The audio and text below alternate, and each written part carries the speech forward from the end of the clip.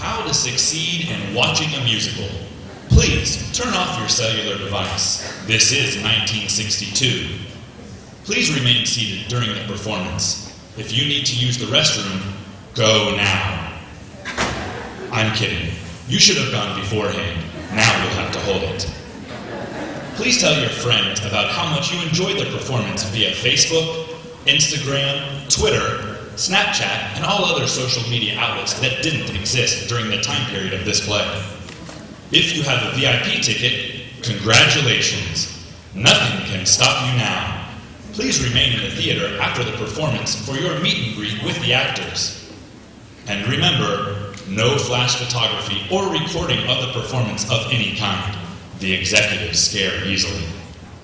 The Worldwide Wicked Corporation proudly welcomes you to Clear Lake High School's Fine Arts production of How to Succeed in Business Without Really Trying. Enjoy the show.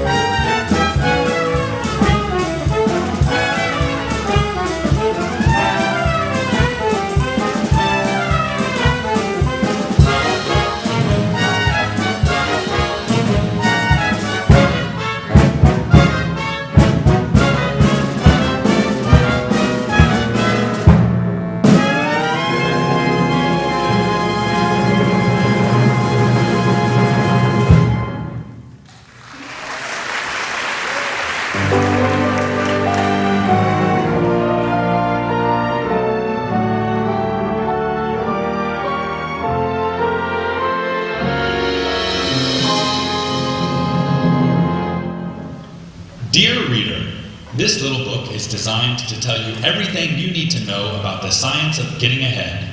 Now, let us assume you are young, healthy, clear-eyed and eager, anxious to rise quickly and easily to the top of the business world. You can. I can.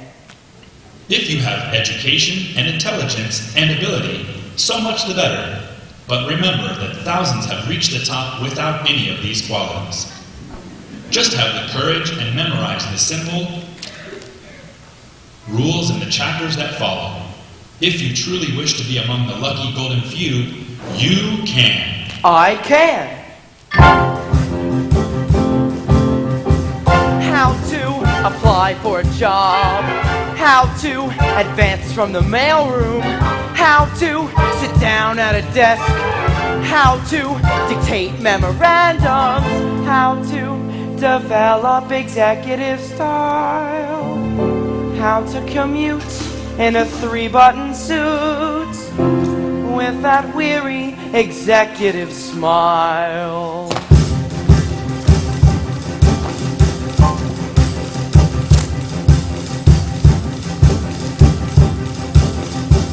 This book, it's all that I need. How to succeed.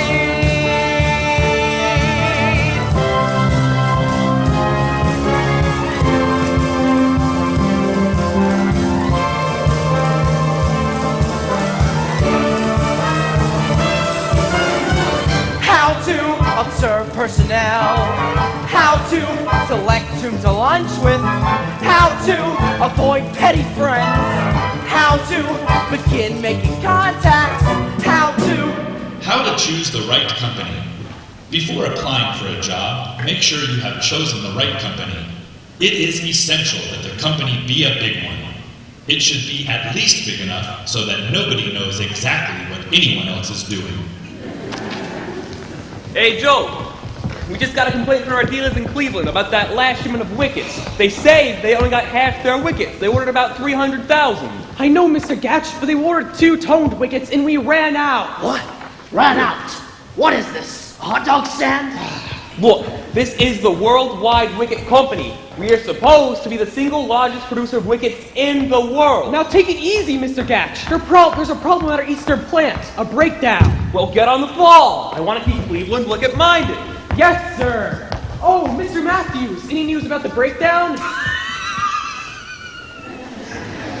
Oh, I'm feeling much better. Secretary, did you get my memo? What memo? My memo about memos. We're sending out too many memos and it's got to stop. I'll send out a memo. the right company.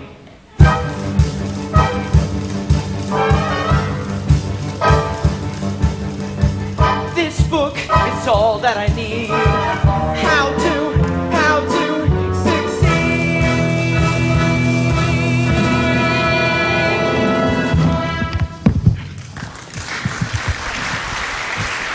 Never mind. Back to work, everybody. You heard me, I said back to work. I'm sorry I bumped into you, sir, but I would like to apply for a job. A job? Do you know who I am? No, sir. I'm J.B. Bigley. I'm president of this company. That's who I am. In fact, that's who the hell I am. How dare you come to me for a job? I'm sorry, but I would... Why do you think I have a personnel man? Why do you think I have a whole damn personnel department? Son, you bumped into the wrong man. Damn, coal burning, dithering, ding, ding, ding. I'm sorry. I know how hard it is to find a job. I've been through that kind of thing myself. Thank you, miss. You're very kind. Can you tell me where the personnel office is? Personnel? It's right over there. Thank you. You're not discouraged? Of course not. I'm prepared for exactly this sort of thing. Say! My friend Smitty works in personnel. Maybe she can help you. You wait here. Oh, but miss, that's not really the... Oh, where do you think you're going? To see the personnel manager, sir. I'm the personnel manager, not hiring anyone today. But I was just speaking to Mr. Bigley. Bigley? Yes, sir.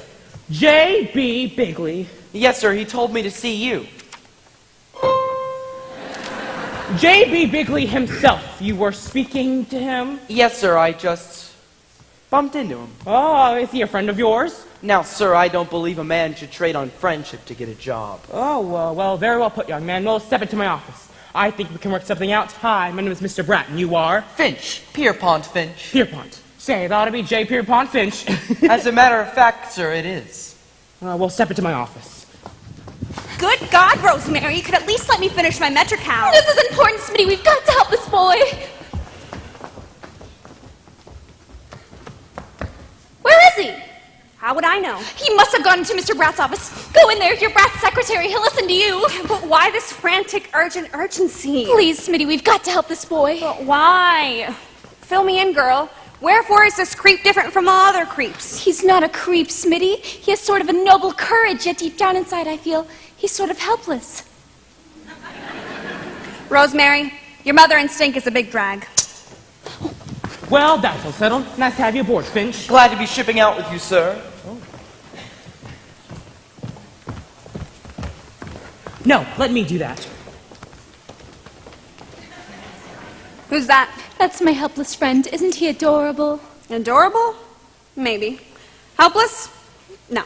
Shut up, Smitty. I just hope he hasn't got a girl. Well, my secretary will take care of the forms and get your particulars. Oh, Smitty, this is our new Mr. Finch. Hello, sir.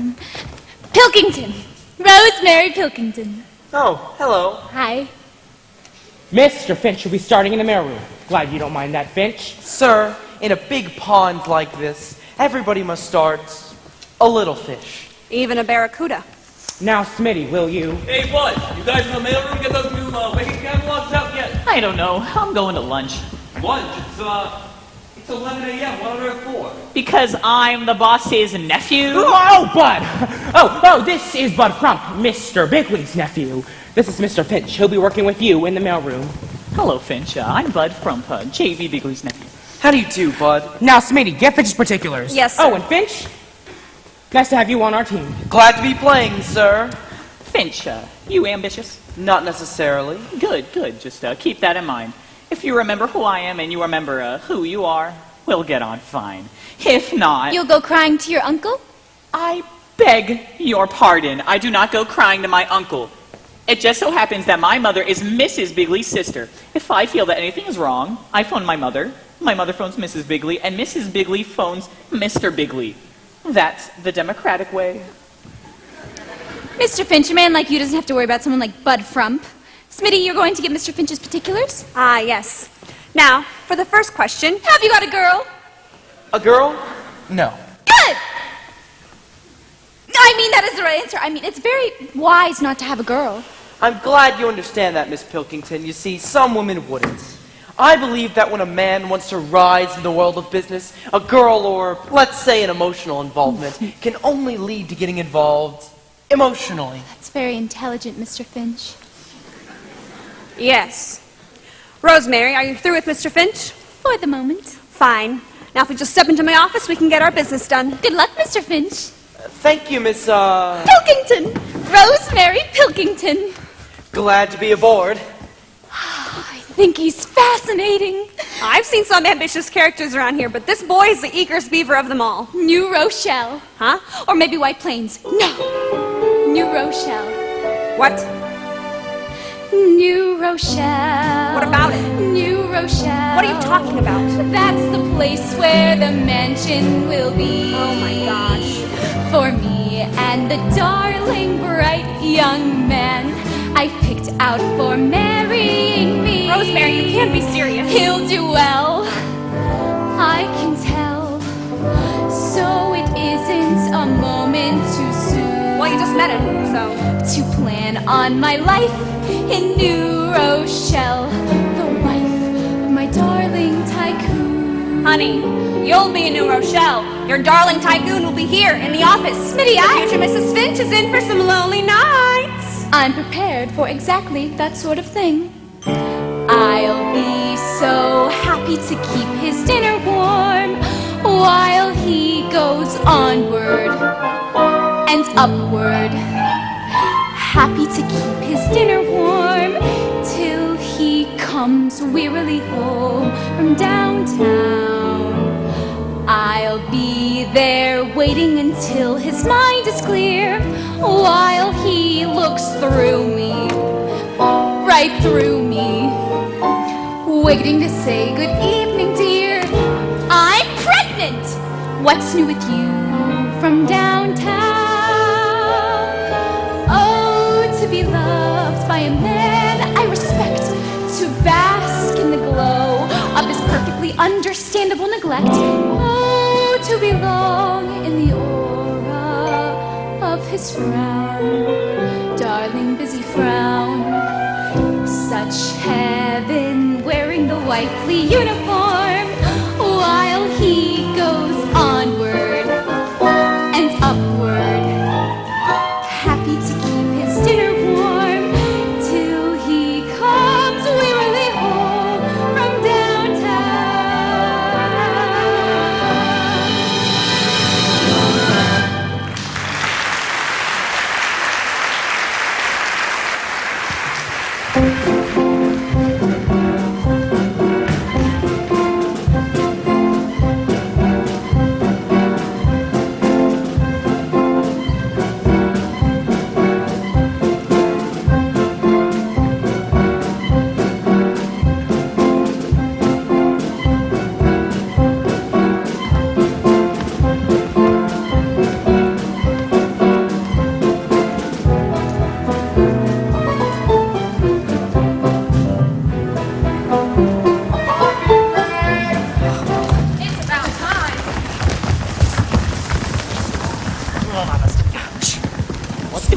A little bit. Oh my God. What's the big idea? Taking so long.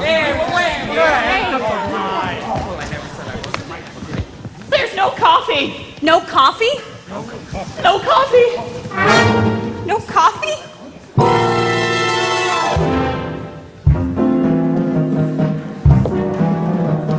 If I can't take my coffee break, my coffee break, my coffee break.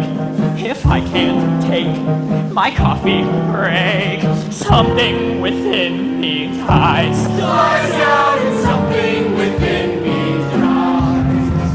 If I can't make 3 daily trips, where shiny shrine, the 9 drips, and taste cardboard between my lips, something within me dies. Dies out and something within me dies. No coffee! No coffee! No coffee. No coffee! That office light doesn't have to be fluorescent. I'll get no pains in the head. That office chair doesn't have to be foam rubber. So if I spread,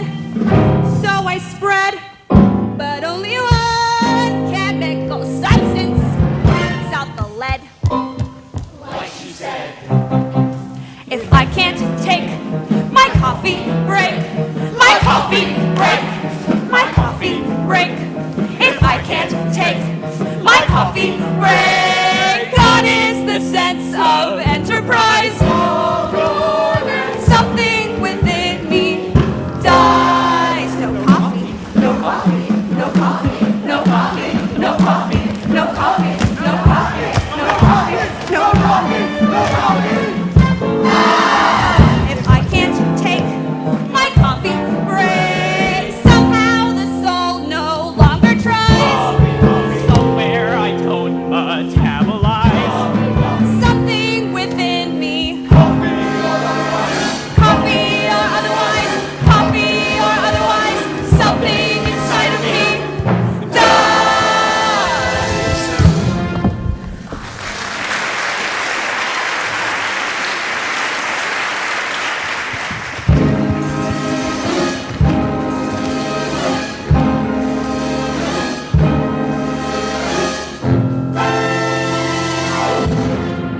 You have alertly seized your opportunities and are now on the first rung of the ladder. You are working in the mailroom. One word of caution about the mailroom: it is a place out of which you must get. Some of your rivals will not have the advantage of this knowledge, but you are forearmed. Do not get stuck in the mailroom. Plan to rise. Finch, where are you going? What do you got there? It's the executive mail. I'll take that. Trying to get in good on the inside, huh? I can't even take a coffee break around here. But I'm merely trying to do my job. The executive mail is my job. Finch, if you have any ideas of climbing a ladder around here, the view is gonna get awfully monotonous. Every time you look up, you'll see the seat of my pants. Well, that's rotten. You know Bud Frump is just jealous of you. Thank you for defending me, Miss Pilkington. Please, call me Rosemary. Okay, Rosemary. Now, Mr. Finch. Call me Ponty. Okay, Ponty. The big executives will notice you. Just have patience. Patience? Do you realize I've been working here for 1 whole week? Of course, Ponty, I haven't forgotten. Happy anniversary. At least you noticed me, Rosemary. If I were a big executive, I'd... Here comes Judith Anderson. Huh? Miss Jones, Mr. Bigley's secretary. I better look busy, and you too. Pardon me, ma'am. You should be wearing this. It goes with your hair. Young man, you just want me to have this flower? You don't know who I am? That doesn't matter. What matters is that the flowers seem to cry out to be worn by you. Young man, I'm Miss Jones, Mr. Bigley's secretary. No, you can't be. I mean, that is, you just can't be. Why not? Well, from Bud Frump's description of you, I would never have... Well, you're not a frightening person. Thank you. If it's not out of place for me to say, Miss Jones, I think you're a very attractive person, no matter what Bud Frump says.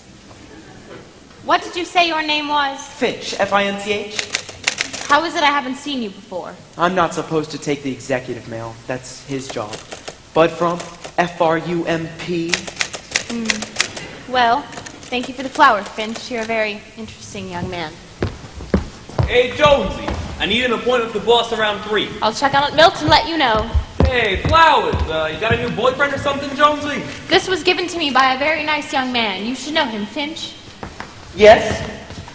Finch, this is Mr. Gatch. How do you do, Mr. Gatch? Hello. Mr. Gatch would be a very good man for you to know. His department is very important. Oh, I know all about Mr. Gatch. He's in charge of plans and systems and interdepartmental evaluation, also pre-promotional promotion and post-administrative research, as well as multiple development on a multi-level level.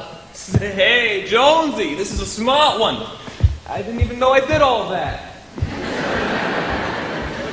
Very fine man, Mr. Gatch. I hear he has an opening in his department? Yes, he does, but he hasn't been able to make up his mind. Well, thank you for the flower, young man. Hi, Jonesy. Miss Jones. Say, Rosemary. Finch, quit goofing off. You've got to pick up the second delivery. Righto, buddy, old boy. Well, I've got to go back to work now. Thanks for the flower. Thanks for the flower. You gave my flower to Miss Jones. Rosemary, certainly you wouldn't begrudge an old lady a moment of happiness. Well, I guess it is important for you to be nice to Miss Jones. I'm glad you understand. See you later.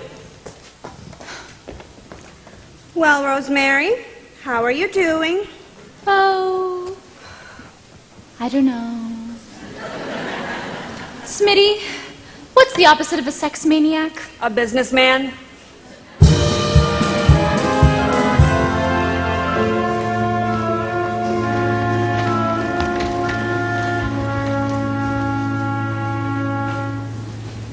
Hello? Give me an outside line. No, this call is not personal. I'm calling my mother. Thanks. One of these days when I'm running the show around here, I'll clear out the whole... Hello, Mother? Bud. Yes, I know I left without my sweater this morning, but it's warm. Now, listen, Mother, I just found out something very important. There's going to be a new opening in the mailroom, and I want the job. You've got to call Aunt Gertrude and...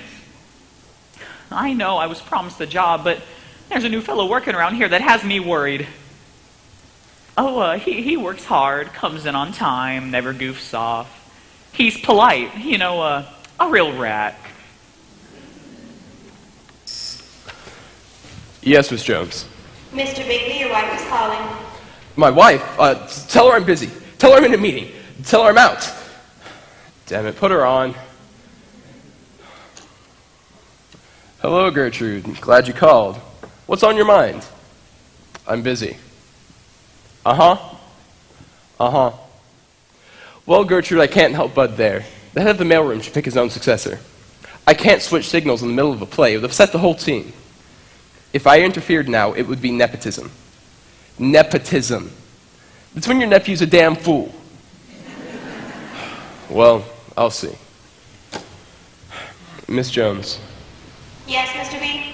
Miss Jones, I've told you that talking to my wife upsets me. Well, JB, you said to put her on. Never mind that. Never mind. I need something to calm my nerves. Where's my... you know. I put it in the back of your right-hand bottom drawer. Thanks.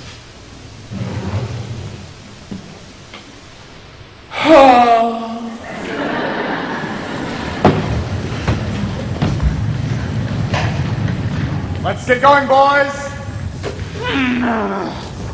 I've already started sorting the mail, sir. Finch, as head of this entire mailroom, I would like to say I am very pleased with your work. Thank you, sir. You should have an inborn gift for... mailroomery. It's a great honor coming from you, Mr. Twimble. Hello, mailroomery. No, mailroom. Just a minute. It's for you, Twimble, Mr. Bratton personnel. Ah, this may be a very important call for some of us. Hello? You're trying to butter up Twimble. Well, believe me, it won't do you any good. If anybody's gonna get a job around here, you know. Thank you very much, Mr. Bratt. Well, boys, it looks as if they're promoting old Twimble to head of the shipping department. Congratulations. Who's gonna be the new head of the mailroom? Now, I won't say until it's official, but Mr. Bratt said he'd leave the choice up to me. Twimble, he said, the mailroom is the nerve center of this mighty organization. You've been working here a long time. We want you to choose a successor, and we want you to choose him on merit, and merit alone. That's not fair. I'm I'm going out for a smoke. Smoke. He's gonna go call his mother. It's not gonna help him if I have anything to say about it. I have someone else in mind for this job. Mr. Twimble, Yes? you've been working with this company a long time, haven't you? Long, long time. Just last month I became a quarter of a century man. That's beautiful. Gee, a quarter of a century. A quarter of a century. And how long have you been working in the mailroom? 25 years. Yep, it's not easy to get a medal like this. It takes a combination of skill, diplomacy, and bold caution. When I joined this firm as a brash young man, well, I said to myself, now, brash young man, don't get any ideas. Well, I stuck to that, and I haven't had one in years. You play it safe. I play it the company way. Wherever the company puts me there, I'll stay. But what is your point of view? I have no point of view. Supposing the company thinks... I think so too. What would you say if I wouldn't say. your face is a company face? It smiles at executives, then goes back in place. The company furniture. Oh, it suits me fine. The company letterhead is so... A Valentine. Is there anything you're against? Unemployment. When they want brilliant thinking from employees. That is no concern of mine. Suppose a man of genius makes suggestions. Watch that genius get suggested to resign. So you play it the company way. All company policy is by me, okay. You'll never rise up to the top. There's one thing clear. Whoever the company hires, I will still be here. You certainly found a home. It's cozy. Your brain is a company brain. The company washed it and now I can't complain. The company magazine. Boy, what style, what punch. The company restaurant. Every day, same lunch. The Hedy sandwich, it's delicious. I must try it. Early in the week. Do you have any hobbies? I've a hobby. I play gin with Mr. Brad. And do you play it nicely? Play it nicely. Still, he blitzes me in every game like that. Why? 'Cause I play it the company way. Executive policy is by me, okay. How can you get anywhere? Junior, have no fear. Whoever the company hires, I will still be here. You will still be here. Year after fiscal, never take a risk all year.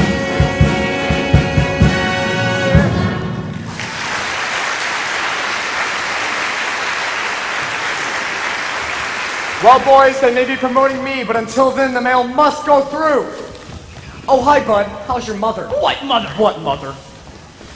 Hello, men. Well, Twimble's all set. As of today, you are now head of shipping. Thanks, Mr. Bratt. Now let's talk about your successor. Say, Mr. Bratt, have you heard from my uncle today? No, bud.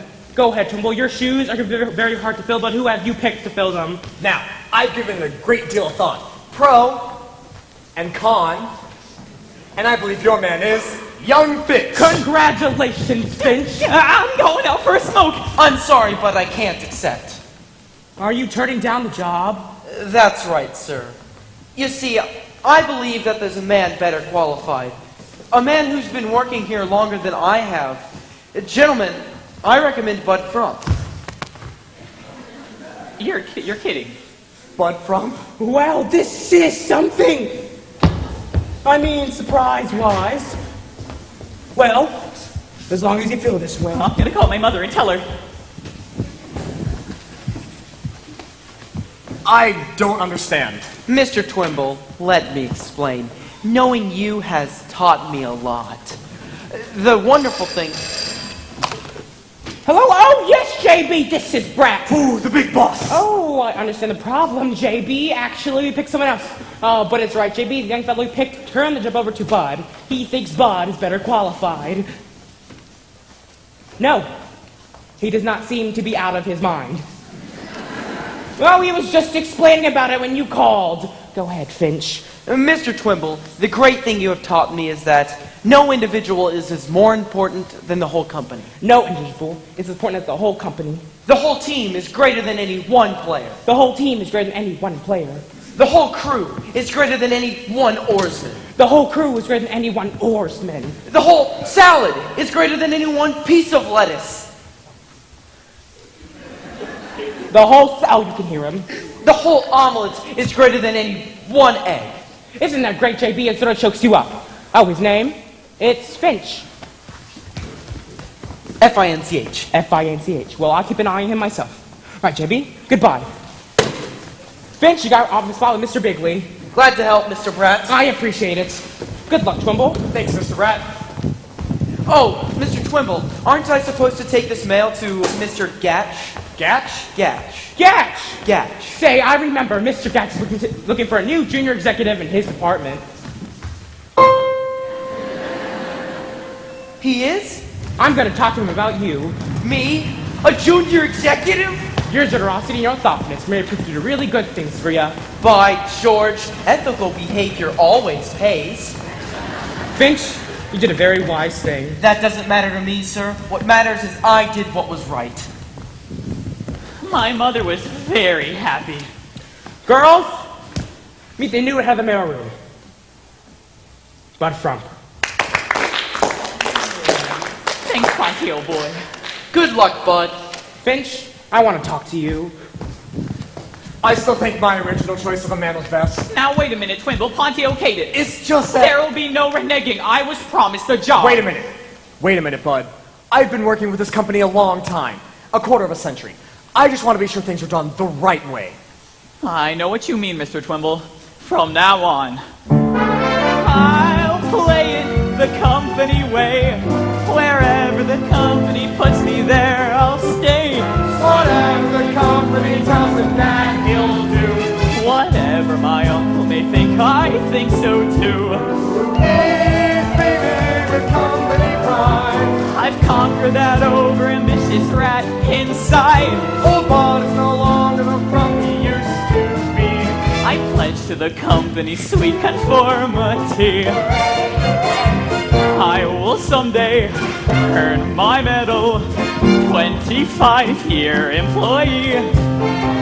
I'll see to it that the medal is the only thing they'll ever pin on me. The wrong way is the company way. Executive policy is by him okay. I'll never be president, but there's one thing clear. As long as my uncle can stand me, I will still be here. We know the company they like or lucky man. And if they choose to, the company may company man. But they will never come from the company man.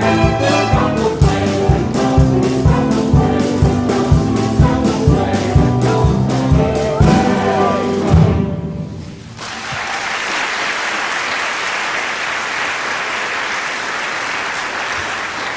It's a celebration, everybody. I'd like to invite all of you to lunch on me. Oh, boys and girls, I have another announcement to make. Mr. Gatch is taking young Finch into his department of junior executives. No, wait a minute. That lunch is Dutch. In fact, it's canceled. Wait a minute. Ponty, that's wonderful, wonderful. I told you to have patience. You were right, Rosemary. Thanks. Maybe you should have someone around all the time to help you think things through. Maybe I should. Ponty, I'm always available. Gee, Rosemary, you sure are wonderful. Maybe one of these days I can show my appreciation and... Lunch! Huh? I said lunch. What about lunch? I'd love to. Love to what? You said, what about lunch? Gee, I thought you'd never ask. Let's see, where shall we go? Say, I know this place. It's called the Hungry Tea. It's very cute and reasonable. I'll get my things and meet you right here. I meant what about lunch, not what about lunch. Hey, Finch, how's the young junior executive doing? Fine, Mr. Gatch, fine. Hey, get your coat. I'll get you lunch in the executives club up on the roof. Lunch? The executives club? Me? Sure. Now that you're junior exec, I can put you on my expense account. It's a great honor, Mr. Gatch. I'll go get my coat. Ah, Rosemary. Seeing you always brightens my day. Please, Mr. Gatch. She wants me. Rosemary, I got a surprise for you. Mr. Gatch is taking me to lunch on the Executives Club. To lunch? Yeah, how do I look? You look fine, Ponty. Just fine. Have a nice time. Thanks, Rosemary. If you have followed the simple instructions exactly as outlined, you should by now be a junior executive. Congratulations. Nothing can stop you now. Happy to keep his dinner warm till he comes wearily home.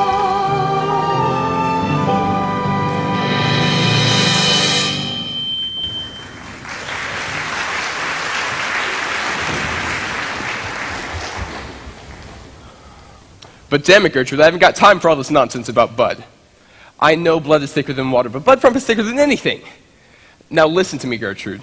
The next time that Bud complains to his mother, and she calls you, and you call me, you're all fired. Yes, Miss Jones. There's a young lady who insists on speaking with you, Mr. B. She says it's personal. What's she want? What's her name? She says you'll all know. Oh, well, put her on, put her on. Hello. Well, now you knew I wouldn't forget. I'll take care of everything. One moment. Miss Jones, give me Bratton personnel right away. You be here tomorrow. Fine. Bye. Hello, Brat, JB. I'd like you to do me a favor. I wonder if you could find me a spot for a young lady. Wants to be a secretary. Oh, she's no friend of the family's. Her father was a classmate of mine at Old Ivy. Oh, well, she's a bright young girl. Got a good head on her shoulders. Her name? It's LaRue. Hedy LaRue.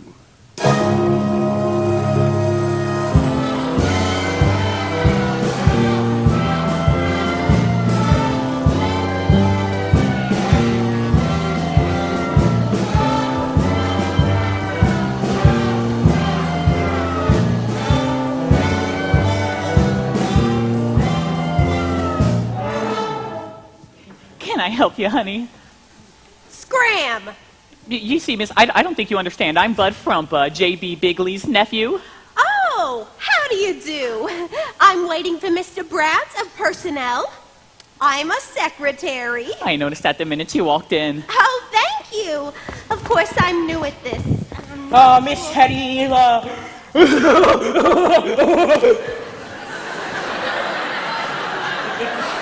Yeah? Yes? Hi, I'm Bert Bratt, personnel. Sorry to keep you waiting. Oh, not at all, sir. It is I whom am late. Oh, not really. Oh, yes. I was very naughty this morning. I'm still not accustomed to early arisal. Oh, I understand, but if you called me... Oh, I'm sorry, this is Miss... Smith! Miss Smith, my secretary. How are you, dear? Fine, dear. Mr. Bratt. Mr. Bratt! Oh, yes, Smitty! I have to go get some new tax withholding blanks. Yes, you do that, Smitty.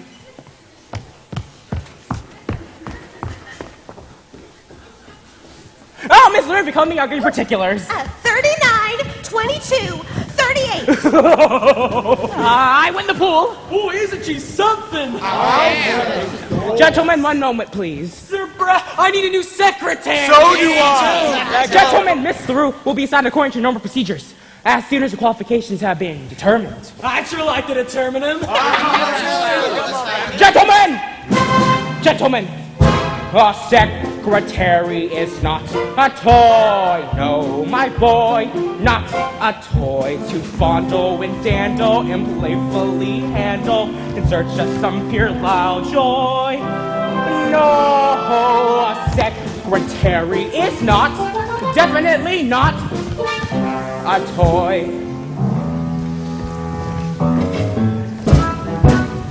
You're absolutely right, Mr. Bratt. We wouldn't have it any other way, Mr. Bratt. It's company rule, Mr. Bratt. Back to work.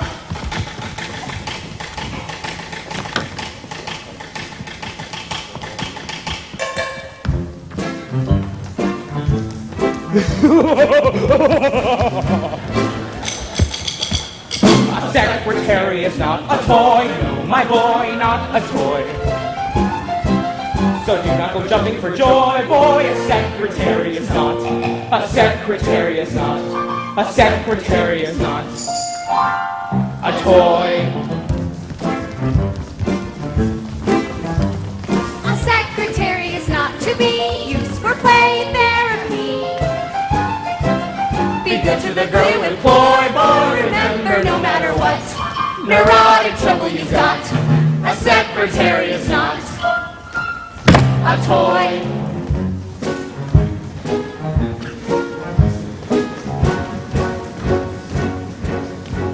She's a highly specialized key component of operational unity, a fine and sensitive mechanism to serve the office community.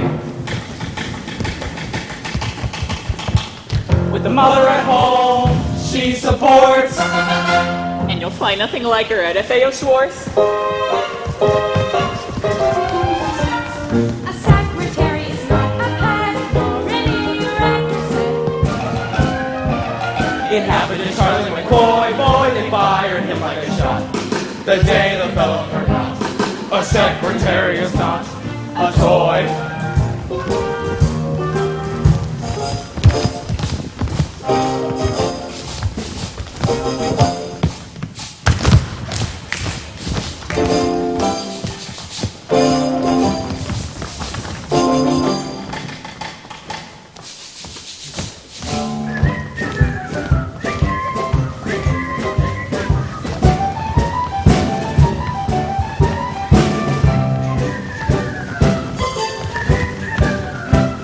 A secretary is not a toy. And when you put her to use, observe when you put her to use. That you don't find the name Lionel on her caboose. Heh!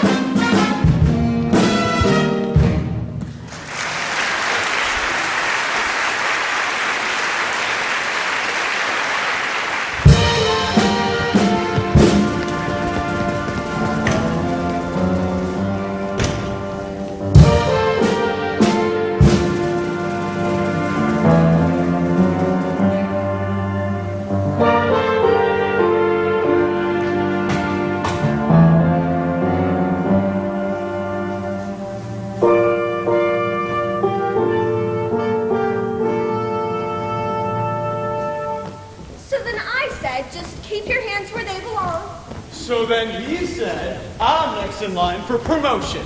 So then I said, just keep your hands where they belong.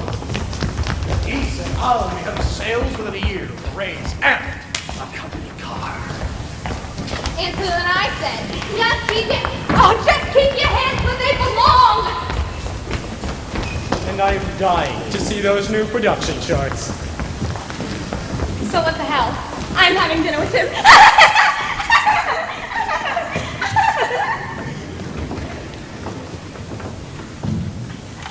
Did you call my wife and say I won't be home for dinner?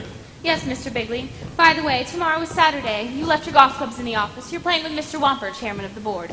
Oh, yes. Well, I'll be staying in town tonight, so I'll come pick the clubs up in the morning. And you wanted me to remind you about your college alumni association? Oh, yeah. Well, send them the same check. I love the thought of them getting that fat check from old least likely to succeed. Yes, Mr. Bigley. Hey, JB, there's a phone call. Your wife. My wife? Damn it. I'll take it in your office. That'll be all, Miss Jones. Miss Jones! Well, hello, Ponty. How's the young junior executive? Fine, Miss Jones, fine. Thanks to all the helpful advice I've been getting from you. Well, I'm glad our little talks have proven valuable. They sure have. By the way, good luck tonight. Good luck. Yes, in the bowling tournament. I hear you're the best bowler on the ladies' team. Well, how sweet of you to be interested in a thing like that. I'm fascinated by the hobbies of the people I like. Say, would you like to watch us bowl tonight? I'd love to, but I should go to bed early. I'm working tomorrow. On a Saturday? No one around here works on a Saturday. Ponty, you're a very unusual boy. You'll go far. Miss Jones! That means a lot that you're saying that because you're Mr. Bigley's secretary, and he's the man I most want to emulate.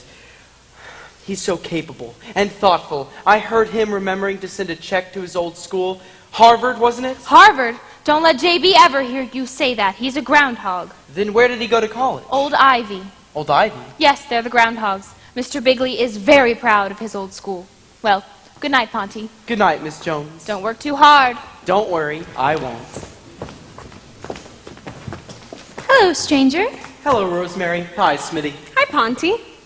Been a long day, hasn't it? Sure has. I haven't seen you since you got your new job. Oh, I've been working pretty hard. Been a long day. Say, Rosemary, what are you having for dinner tonight? Well, that depends. On what? On where I'm having dinner tonight. Oh. Well, here it is, 5 p.m. The finish of a long day's work. And there they are, both of them. The secretary and the clerk.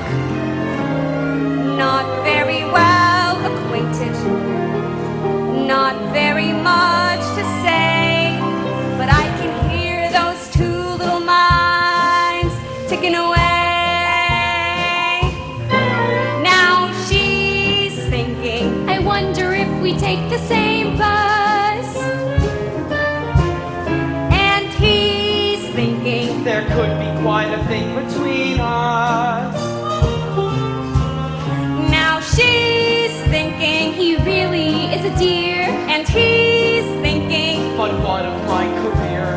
And she says, and he says, well, it's been a long day. Well, it's been a long, been a long, been a long, been a long day. Now she's thinking, I wish that he were more of a flirt.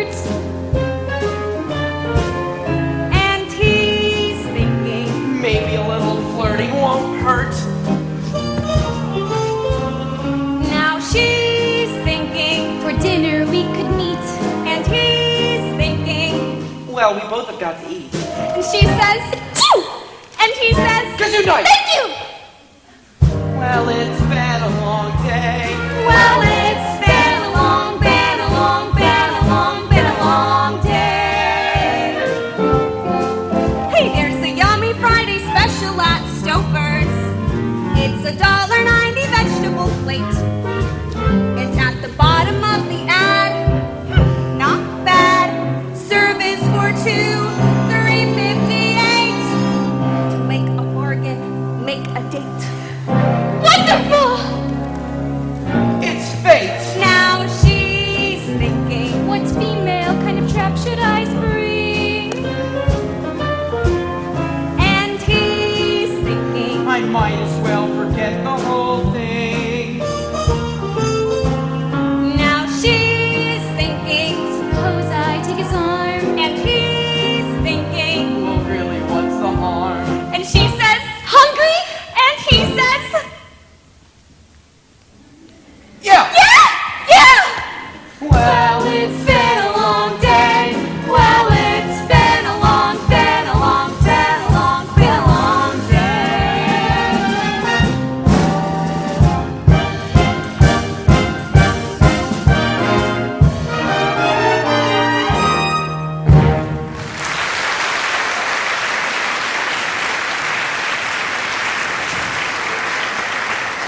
slithering, blathering. Damn it! You've been talking to your mother again. She wants you promoted. Why not? Everybody else is getting promoted. Well, I told your Aunt Gertrude that... Oh, there.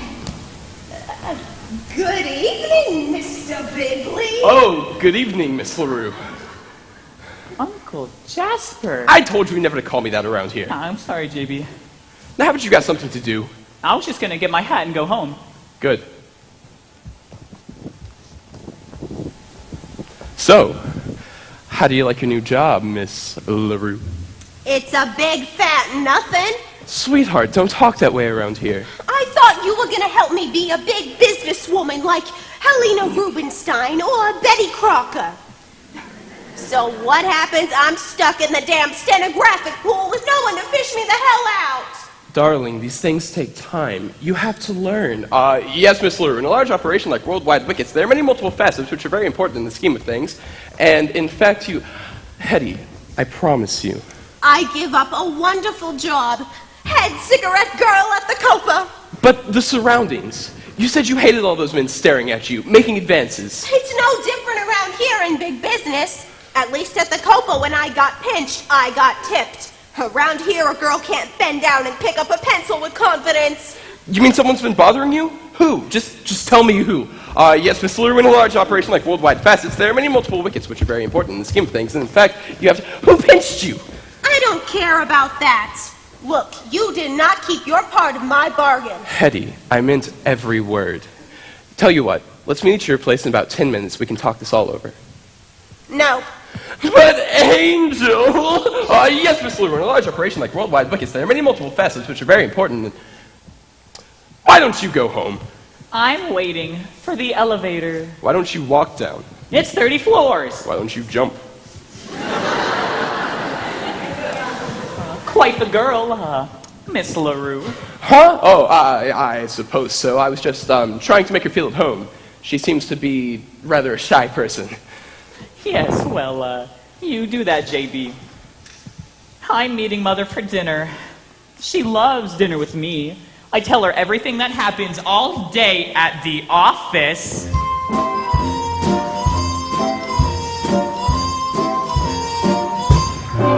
Now he's thinking, the kid could really put me through hell. And she's thinking, the kid could even name the hotel. now he's thinking, I wonder if he dare. and she's thinking, There's blackmail in the air. and he says, It's a holdup! and she says, Down. Wait a minute. Okay, you're promoted. well, it's been a long, been a long, been a long, been a long day. Well, it's been a long, been a long, been a long, been a long day.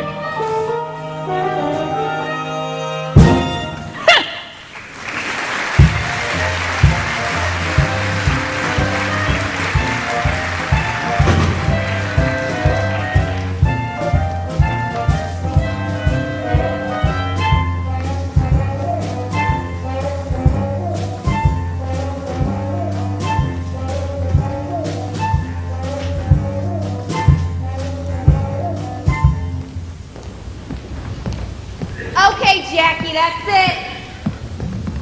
Yep, all spick and span. But I bet now some slob will come in and dirty it all up. Nah, not on Saturday morning. Come on, let's go clean the big shots now.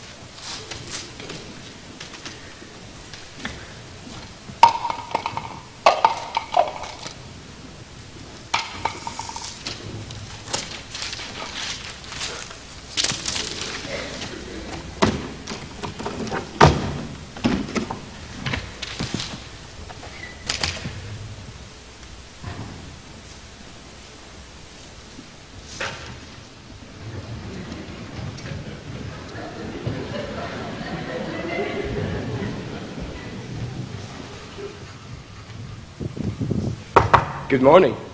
Oh, is it morning already, sir? Good God, man, have you been working all night? Well, I just had a few things to catch up on. I shouldn't be much longer. By George, I'm sorry, your name slips my mind. Finch, F-I-N-C-H. Oh, yes, I've heard some good things about you from my scouts. Thank you, sir. You know, Finch, you make me feel a bit guilty. I just dropped by to pick up my golf clubs. I have to play around today with old Wally Womper. He's chairman of the board, you know. Oh, I imagine one has to do that sort of thing every once in a while. Now, don't work yourself too hard, Finch. There are limits, you know. Don't worry about me, sir. I'll go get my clubs.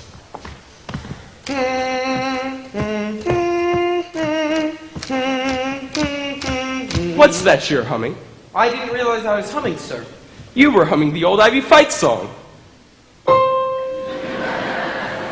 I guess it's unconscious on my part. Did you go there? Were you a groundhog? Well, sir, Come on, Finch, out with it. I know some men have an inferiority complex. They didn't go to Yale or Princeton.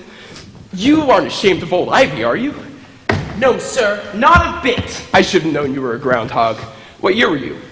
Finch, when did you graduate? I'm sorry, I was thinking about the big game today. I'm sorry I can't make it up there. We're playing the Chipmunks. That's right. Hope those damn chipmunks don't give us too much trouble. Well, even though we're not there in person, we'll still be rooting for them, right? Right. Groundhog. Groundhog! Stand, old Ivy, stand firm and strong.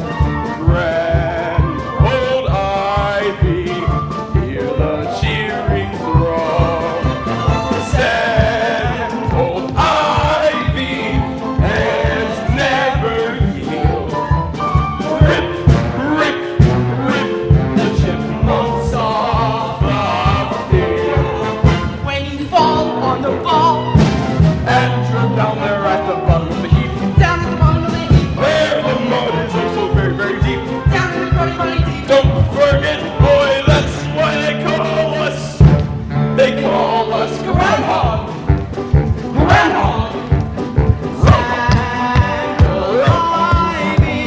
Rip, rip, rip.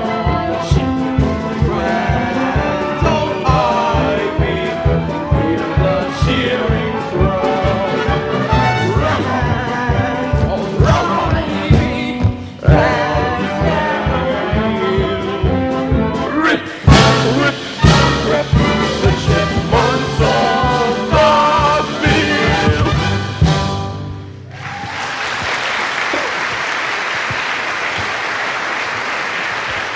I enjoyed that, sir. So did I, boy. Well, I'll go get those clubs. Rip, rip, rip the chipmunks off.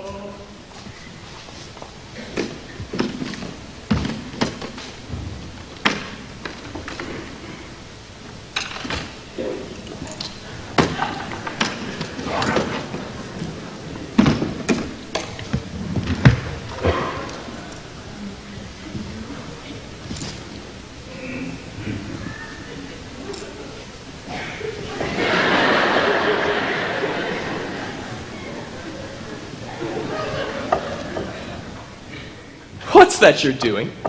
26, 27, 28, 29. I'm sorry, I just wanted to finish this row. Well, I guess this looks silly, but I've always found that knitting helps me think more clearly. Well, I'll be damned. I knit too. Really? Yep, it's good for my nerves. Been doing it for years.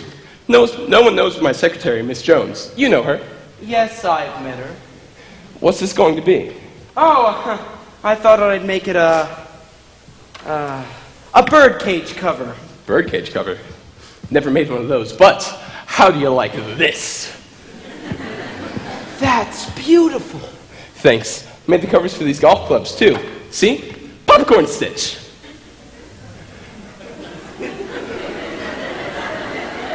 You know, Mr. Bigley, I sort of feel sorry for men who don't knit. They lead empty lives.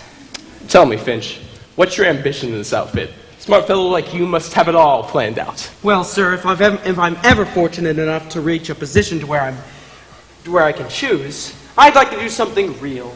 Something a man can get his teeth down into. The down-to-earth advertising department. Advertising?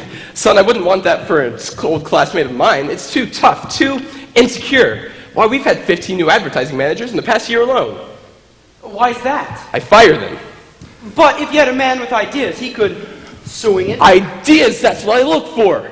I keep hiring these men who are supposed to have brilliant ideas, but not one of them will do what I tell them.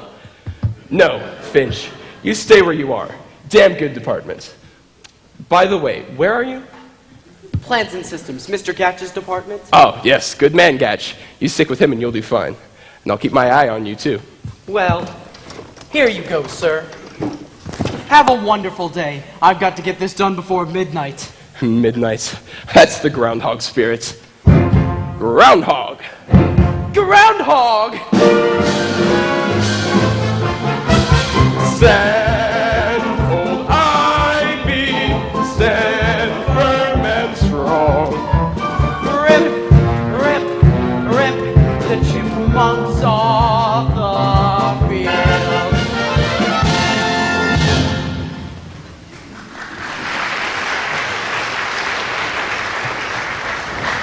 Beautiful. What was that? A college song. What college? I'd say Bela.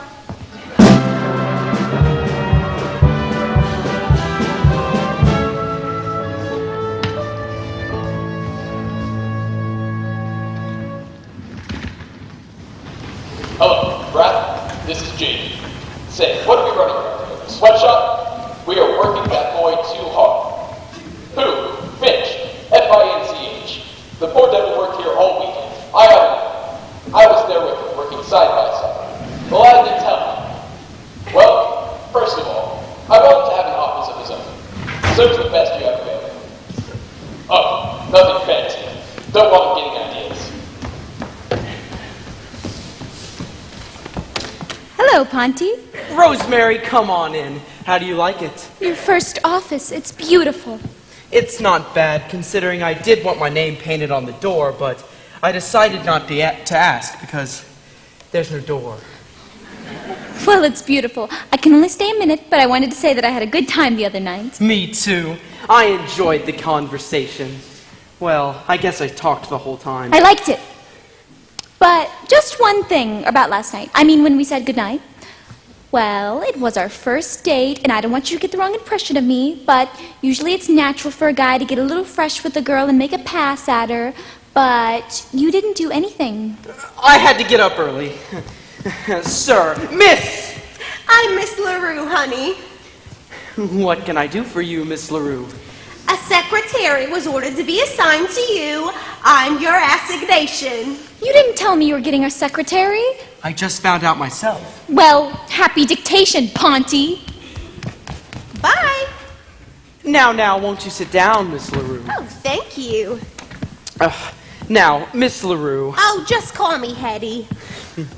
I think that perhaps in a business relationship... You're cute. Will you excuse me for a moment? Choosing a secretary can be fraught with peril. Take a good look at the young lady who has been assigned to you. If she is so attractive that you feel things are too good to be true, be very careful. It may be that one of the big men in the company is interested in her career. There is a simple test for this. Check on her secretarial skill. The smaller her abilities, the bigger her protector. Miss LaRue, let's try some dictation. Take a letter. Shoot. This is to Mr. Gatch. Dear Mr. Gatch.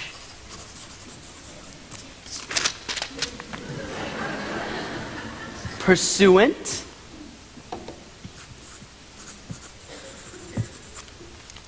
to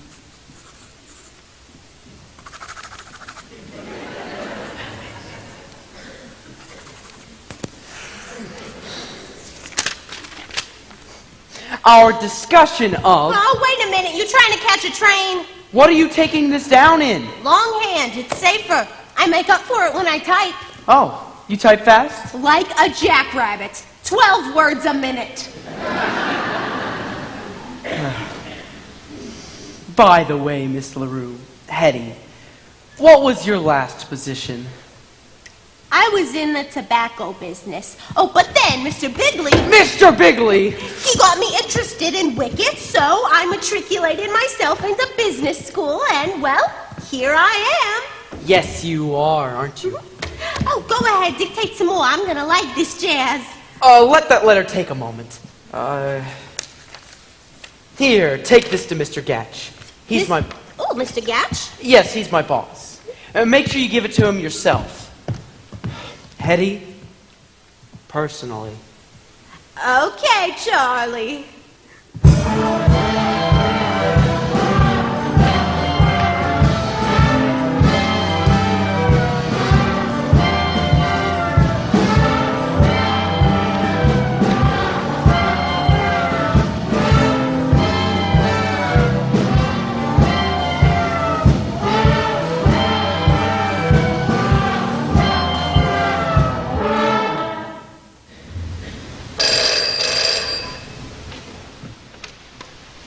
Hello, Mr. Gatch's office.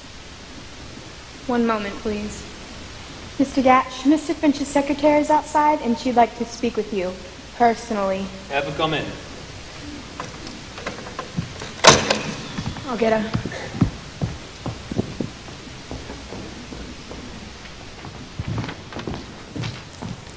Mr. Gatch? Yes? I'm Mr. Finch's secretary. He asked me to give you this. Say, what are you doing later tonight? I've got a date with my gentleman friend. Come on. You're in the big time now. Don't go fooling around with small fry.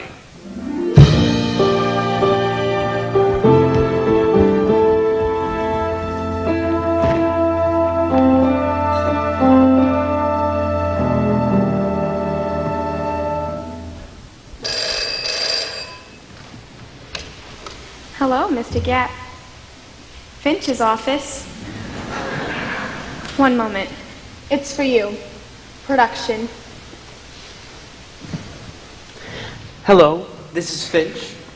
Yes, I'm in charge of plans and systems now. Oh, Mr. Gatch.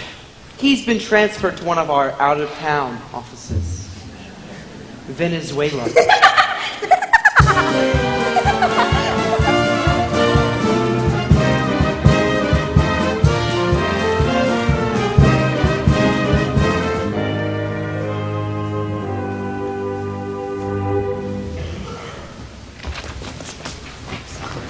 Oh, say, Jenkins, I was just gonna call you. We're getting a new vice president in charge of advertising. Another one? Who is it this time? A fellow by the name of Ovington. Benjamin Burton Daniel Ovington.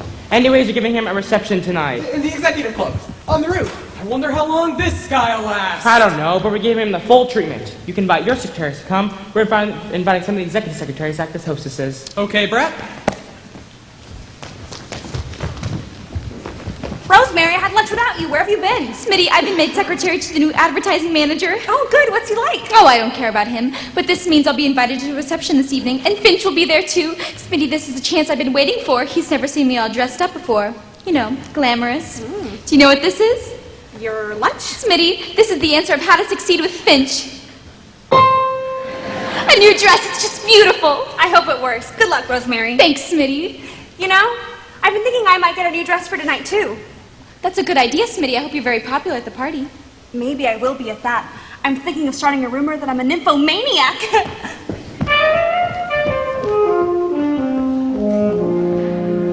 I slipped out this afternoon and bought some love insurance. Most exclusive dress from Gayberry. It's sleek and chic and magnifique with sex beyond endurance. It's me, it's absolutely me.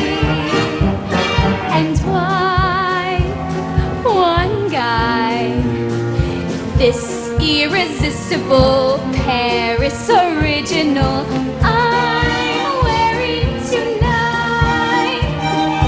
I'm wearing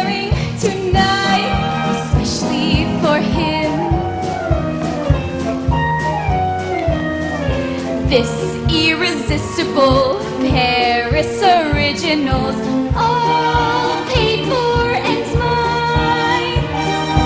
I must look divine, especially for him. Suddenly he will see me, and suddenly he'll go dreamy, and blame it all on his own masculine whim, never knowing that this irresistible Paris original, so temptingly tight,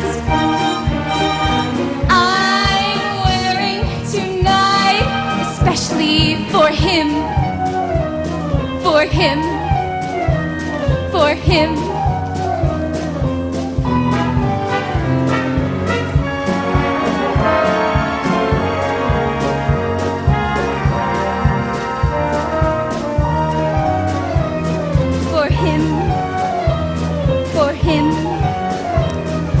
This irresistible Paris original I'm wearing tonight. She's wearing tonight, and I could spit. Some irresponsible dress manufacturer just didn't play fair. I'm one of a pair, and I could. Oh no! This irresistible Paris original, all slinky with sin, already slunk in, and I could die, and I could kill her, and I could. This irresistible Paris original, Trey sexiness pa.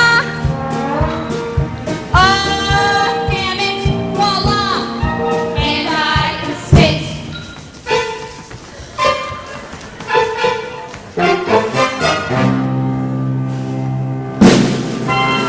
Girls! Oh, $39 I hand out for something to make me stand out. And suddenly I've gone into videograph. Don't laugh. This irresistible Paris original is mass-produced crime. I'm wearing tonight for the very first time. What a dress!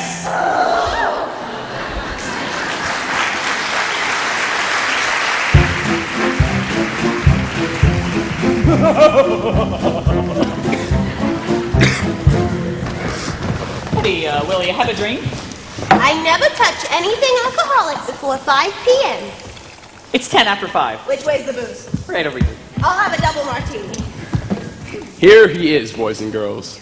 Now, as you may know, our advertising department has been in trouble for a very long time. But here I think we finally found the man who's going to help put Worldwide Wickets back on the top. Mr. Benjamin Burton Daniel Ovington. Thanks, boys and girls. You know, I'd like to say that I'm proud to be joining the Worldwide Wicket family. And while I may not know very much about wickets, I do know about advertising. And my theory of advertising can be summed up in one sentence. Shove it! Down their throats with a soft sell. Good sound thinking. And I'd like to say that throughout the years... Benjamin Burton Daniel Ovington, what the hell kind of name is that? But I'd like to say that over the You years... call this a double martini? There's only one holiday. Say, Bud, JB said to take Miss LaRue home. Oh, she doesn't seem to be feeling very well. I'm feeling fine! Feel terrible. Hey, Finchy, let's dance! I'm already dancing with Rosemary. Everybody, dance! But I'd like to Come on, say... Hedy, no games. Hedy! 5, 6, 7, 8. JB told me to take... Bud, you must have heard the rumor. What's wrong?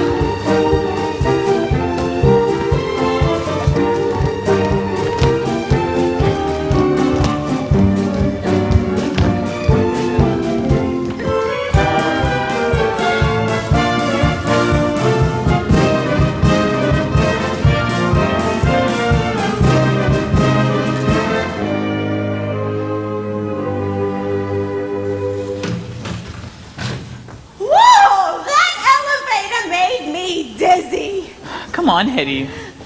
What I need is a shower. JB told me to take you home. No! I'm going to JB's office. He has a private shower. I'll take a shower, then come back to the party. Okay, Hedy, have a nice shower. Oh, thanks, bud. You know, you're cute. Not as cute as Finch, but still cute. Not as cute as Finch.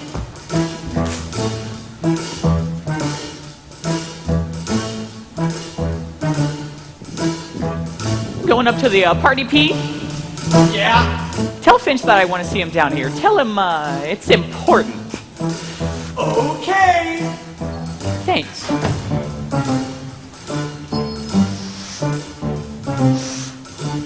Oh, sexy Hedy is in there taking a shower.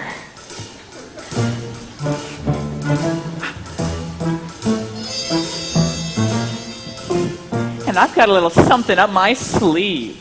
Oh!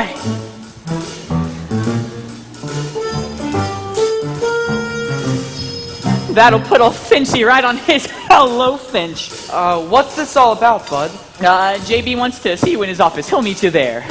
But I just saw him and he didn't say anything. I guess he didn't want to say anything in front of Ovington. You know how it goes around here with the advertising managers. Do you think your uncle's I considering... don't know anything. All I know is that I was told to tell you to go into his office. Well, I haven't seen his office anyway. Thanks, bud. You're welcome. Now, go get my uncle. Goodbye, Finchy. Hello, Uncle Jasper. Away!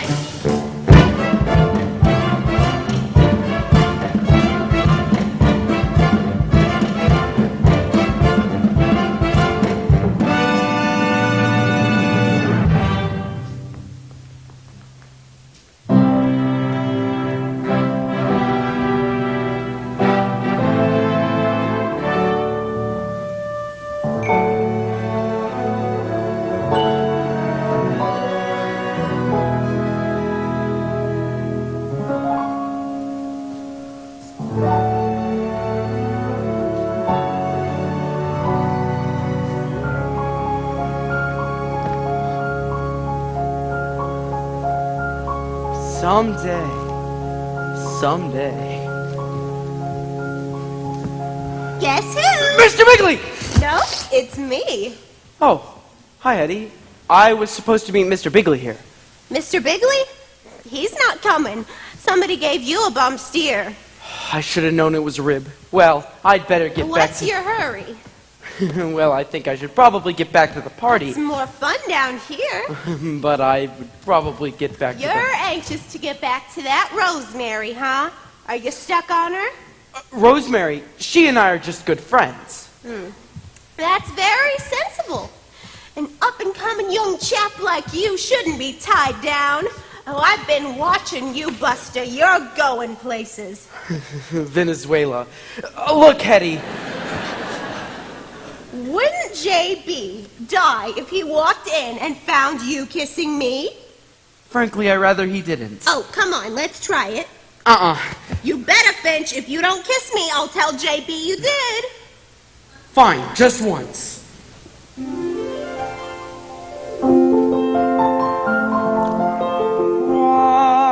Rosemary. Huh? Can't you hear it?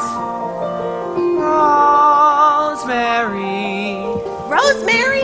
That kiss. What about that kiss? Rosemary. It's highly insulting to think of two broads in the middle of one kiss. Oh, I'm sorry, Hedy. Something's happened to me. I can't explain. Finch, you are in love.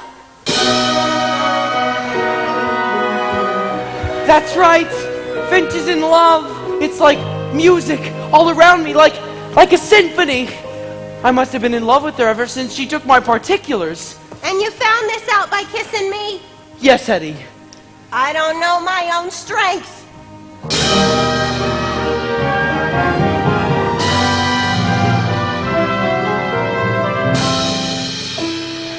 Suddenly there is music in the sound of your name.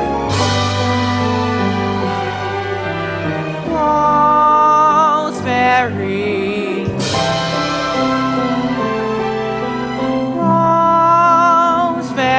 was the melody locked inside me, till at last out it came.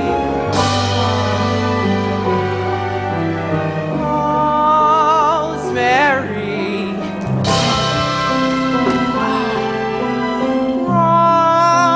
Rosemary, just imagine if we kissed.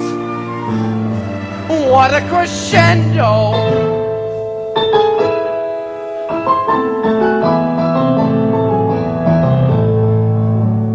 Not to be missed.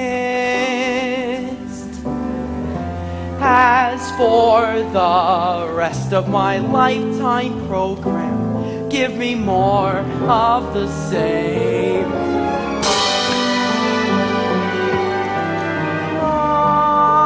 Rosemary,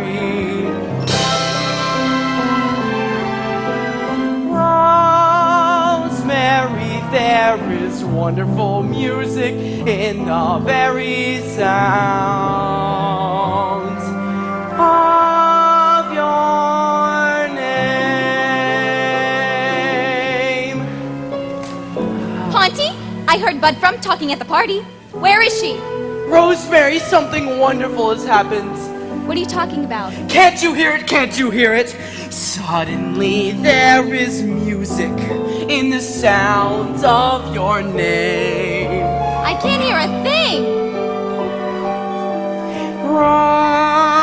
Rosemary, just listen. It's all around me like a beautiful pink sky. Now listen here, J. Pierpont Finch. Have you lost your mind? Rosemary, darling, will you marry J. Pierpont Finch? Now I hear it! I hear it! I hear it! I hear it! Suddenly there is music in the sound of your name. J. Pierpont.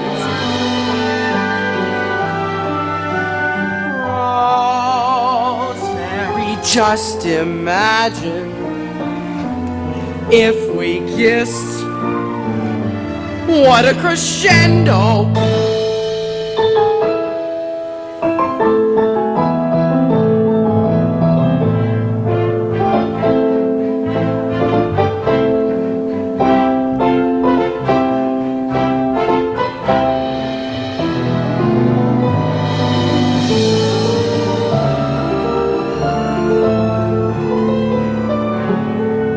Not to be missed. As for the rest of my lifetime program, give me more of the same.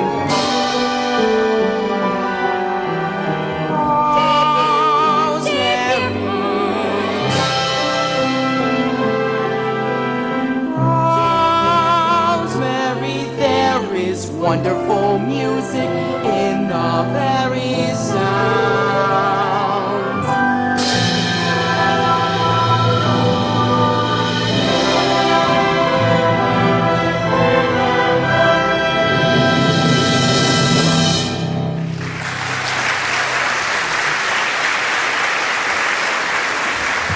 Oh, honey, I've been so wrapped up in getting ahead, I never realized. It's like I'm seeing you for the first time. And I'm seeing you for the first time. You have on 2 different kinds of lipstick, mine and hers. Rosemary, you don't understand. This is very easily explained. Oh, I understand just fine. Go back to what you were doing before. Kiss her again. Take her home for the weekend. I don't care. What will I do? Well, let's do what she said. Get back in there. I have nothing to hide. Yes, you do. Now keep it hidden. Go, go. You snake. Now kiss me. Oh, I'm sorry. I thought, I'm sorry, Mr. Bigley. I insisted Finch show me your office. I see. Well, I actually just came in to wash up, so... Excuse me. Finch, I owe you an apology. You do? For what? Never mind. However, I want you to know I still do not approve of what you were doing when I walked in. I do not care for that sort of thing between executives and their secretaries. But Miss Pilkington isn't my secretary.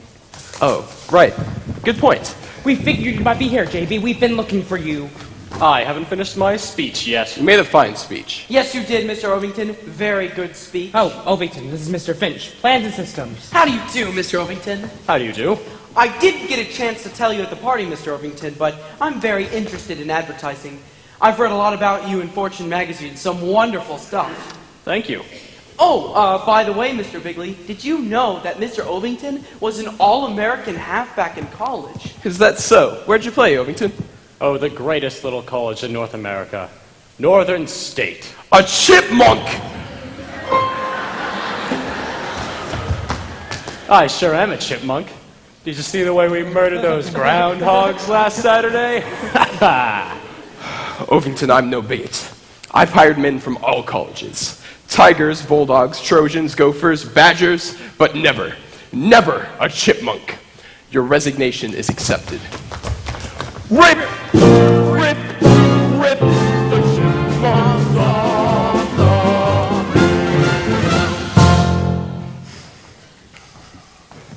Chipmunk raw! Chipmunk raw! Chipmunk, chipmunk, chipmunk.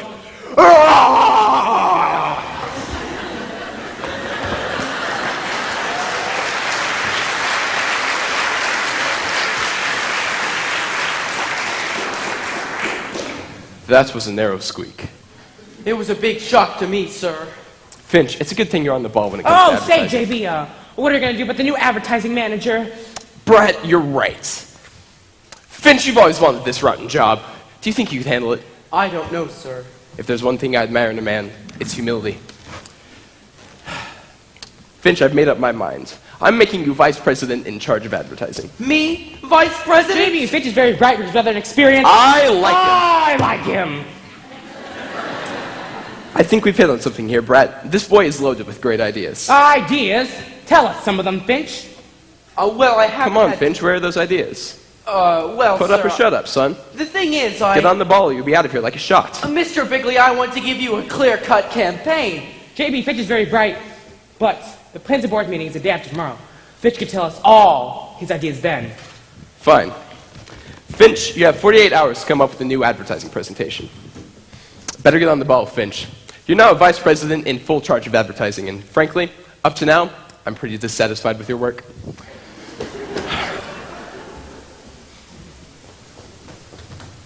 I don't care what happens. I'm a vice president. Vice President Finch. Oh.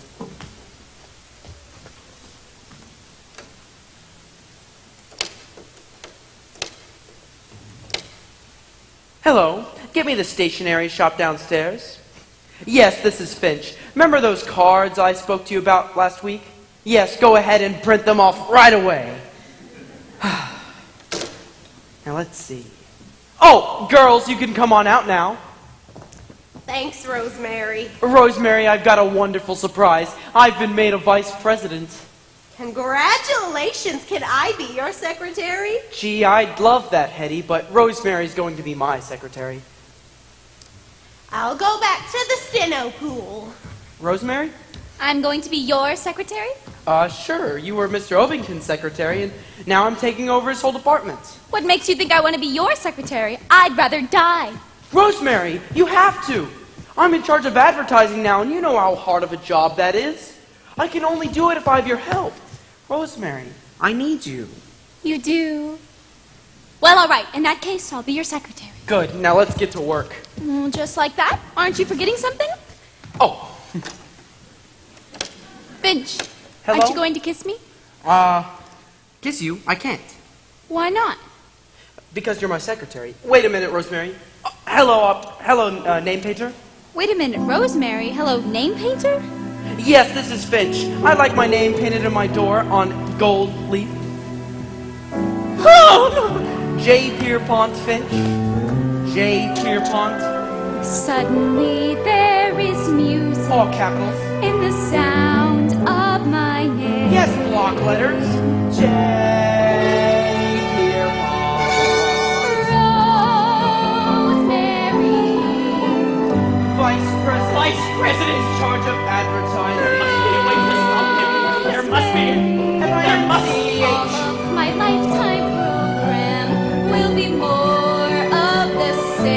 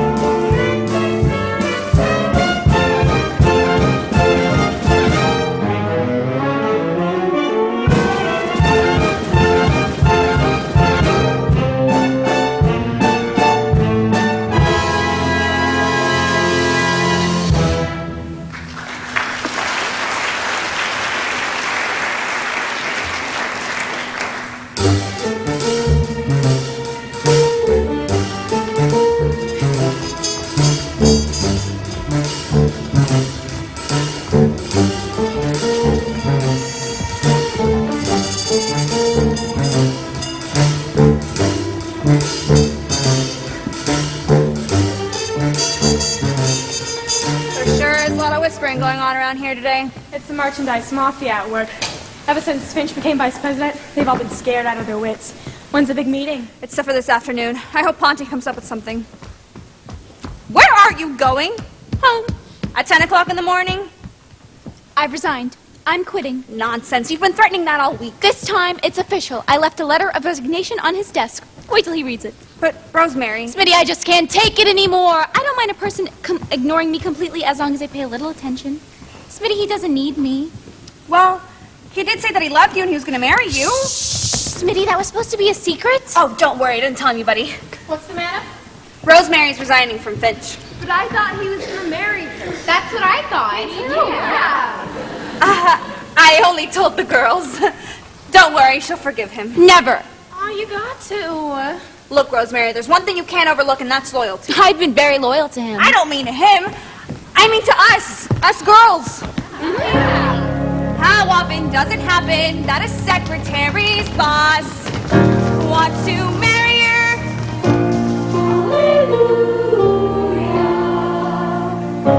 How often does a dream come true without a sign of conflict or barrier?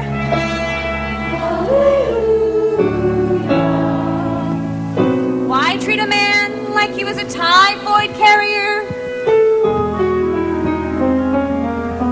How often can you fly from this land of carbon paper to the land of flower chicks? How often does a Cinderella get a crack at the prince? Cinderella?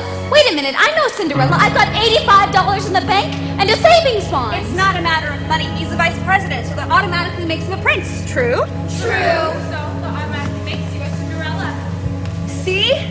Don't you realize you're a real-life fairy tale? A symbol divine. So if not for your own sake, please, darling, for mine. Don't tell her, don't Cinderella, darling. Don't turn down the prince. Don't rewrite your story. You're the legend, the folklore, the working girl's dream of glory. Please, raised on you, darling, and we've loved you ever since. Don't louse up a major miracle. Don't, Cinderella, don't turn down the prince. Oh, let us live it with you each hour of each day.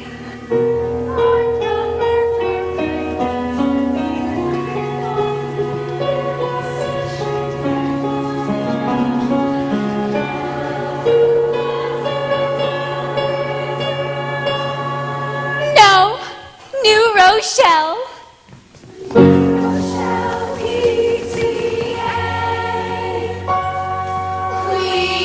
Oh, do not leave us minus. Please. Our vicarious bonus. Please. We want to see His Highness. Please. Married to your lowness. On you, Cinderella, sits the onus. So when you name the happy day, please, bonus. Bonus. But don't, Cinderella, don't turn down the prince. Why spoil our enjoyment? You're the fable, the symbol of glorified unemployment. Please, darling, and we've loved you ever since.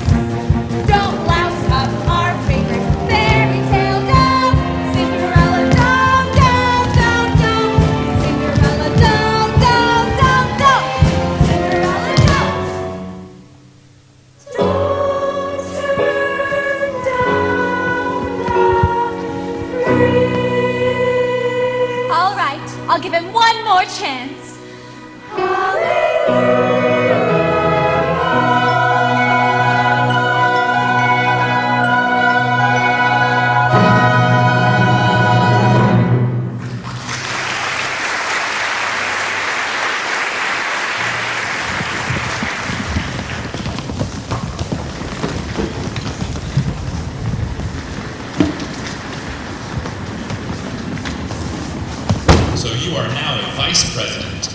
You have climbed the ladder of success rung by painful rung until you have almost reached the top. You have done beautifully.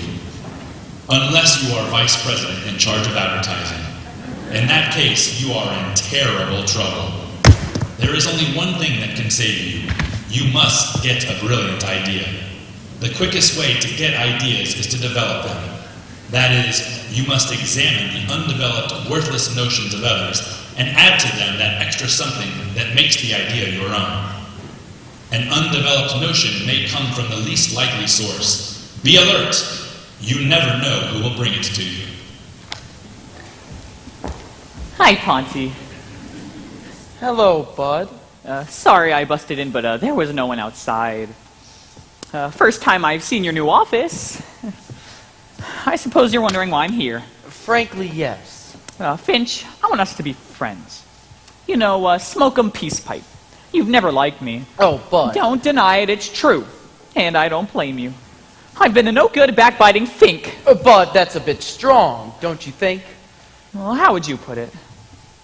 I guess your way is best. Well, I'd like to change all that. Now, I know you're stuck for an idea, and I was thinking... Now, wait a minute, Bud. I am not stuck for an idea. I was thinking that giveaway shows are going to come back and... I don't need anybody else's ideas that... Wait, what was that? I had an idea for a television program. It's called the Worldwide Wicket Treasure Hunt. We hide a $1,000 savings bond somewhere, and every week on television give clues as to where it is. Now look, as you say, you don't need an idea, but let me leave this with you, and if you give it a chance, look it over. Because the meeting's in a few little while. I mean, it's soon. Bud, what did your uncle say when you brought this to him? I haven't told him to him, Ponty. If I did, he wouldn't listen. That's why I brought it to you. So you haven't told your uncle? No, Ponty. Look, if you're not interested, I'll... Oh, well, Bud. The idea doesn't give me much nourishment, but maybe I'll give it a little bit of a think. Feel free to use it. I have returned.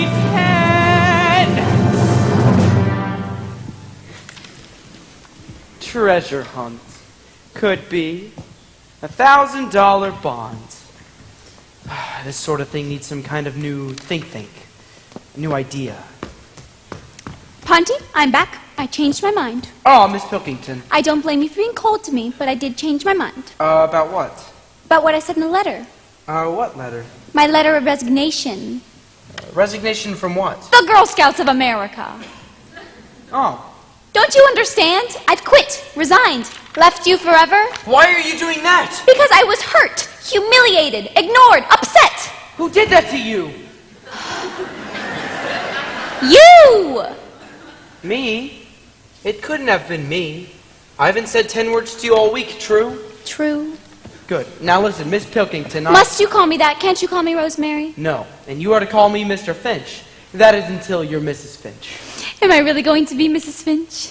Oh, come on, I thought we already went over that. Well, I keep thinking maybe you forgot. Well, I haven't. You're going to be Mrs. Finch because we're going to be married. Now, may we please discuss some important matters? Oh, sure. Good. Now, Miss Pilkington, I've got something I want you to hear. I've finally come up with a new idea for a television program. It's going to be called the Worldwide Wicket Treasure Hunt. The prize would be a $1,000 bond. All right, let's make that $25,000. Listen carefully, Rosemary. What would you say if we gave away $100,000? $200,000? I don't care if you give away the whole company. I love you. Wait, say that again. I love you. No, before that. Well, I said, I don't care if you give away the whole company. That's it! We'll give away the whole company! What a prize. Well, of course we wouldn't give away the whole company, it'd be in stock. People can't resist that these days. Oh, I've got to have more time to think this through. I've got to speak to Mr. Bickley. He's got to give me a postponement. No, I'll go see him. Good luck, Mr. Finch. Thank you, Miss Pilkington. Say, what about taking me to lunch? Nobody has to see us. Miss Pilkington. I'm sorry, Mr. Finch.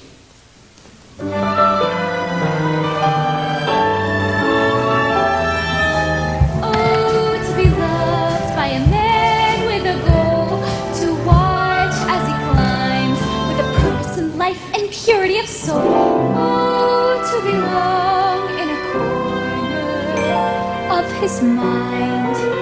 Darling, absent mind.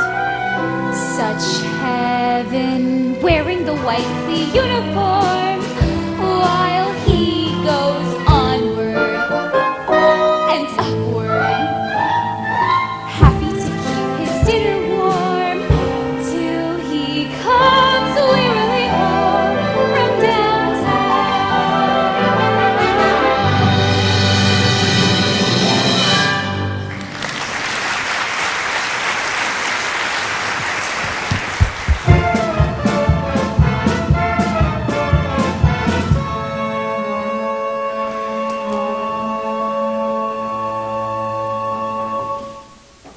Are you pregnant or something? Oh, I was just checking on some new plastic yarn. Hedy, I told you never to... What the hell do you want? JB, do you remember the television idea I once told you about? I told you what I thought of that treasure hunt. I just wanted to remind you that you didn't like it. Darling, I've told you that during office hours I can't meet with you. I did not intend to embarrass you.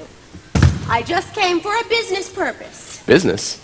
I wish to tender you with my resignation. Your resignation? What are you going to do? I'm on my way to Los Angeles. I've been offered a very suitable position there.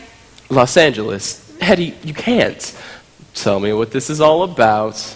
I just got a letter from a girlfriend. She demonstrates skin creams. Skin creams? Yes, in those big, glamorous department stores.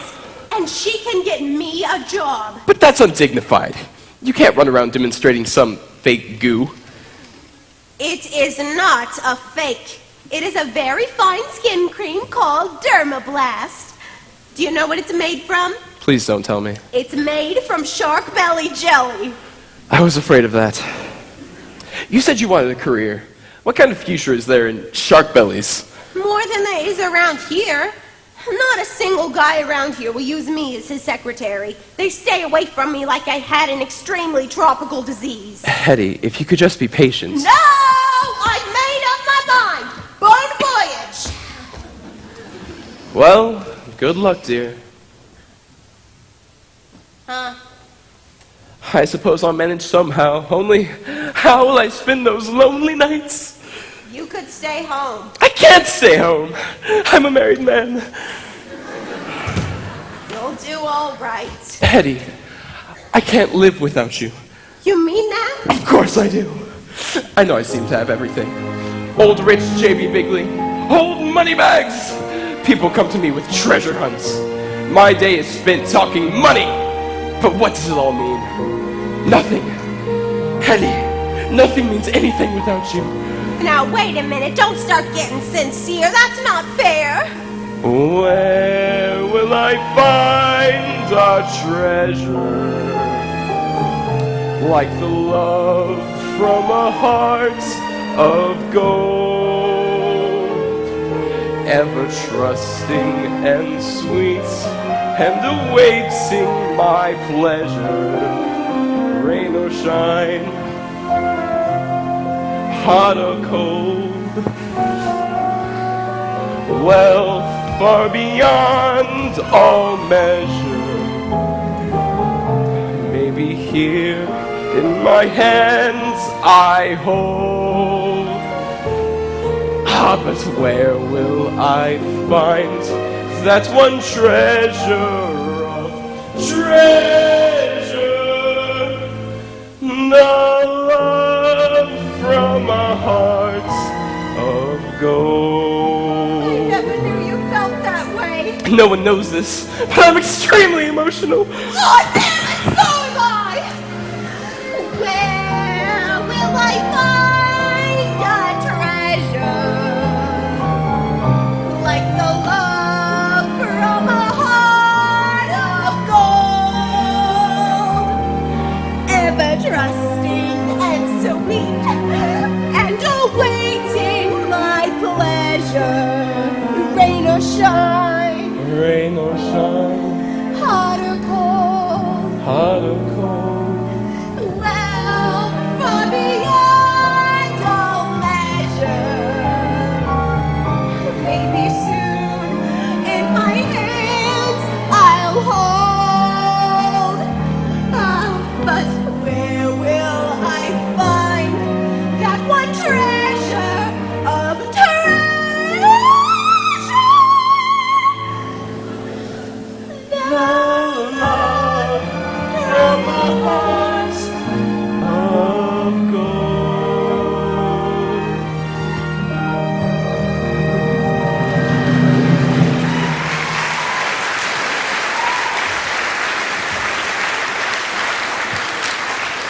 Oh, I knew you'd understand. Oh, I do. But you know, I have an idea that might solve everything. What is it? Why don't I be your secretary? You're out of your mind. I mean, I have Miss Jones. Well, I could assist Miss Jones. I could learn a lot from her. You don't want me as your secretary. Wait, Hedy, if you could just be patient. All right, dear, I'll be patient. I'll give you 24 hours, then it's goodbye, Wickets. Hello, Dermablast. But Hedy, you can't just run off like this. It's not fair. I can't.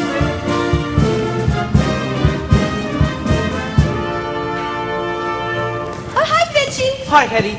Where's Miss Jones? I need to speak to Mr. Bigley. Oh, he's not doing anything. You can go in. Oh, Hedy, are you quitting?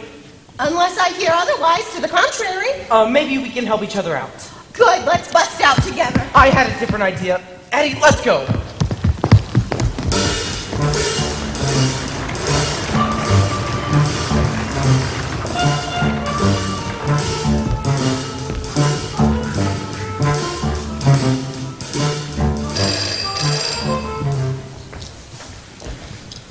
Hello? Executive washroom? Yeah, I'm down here. What? The meeting's at 4:30.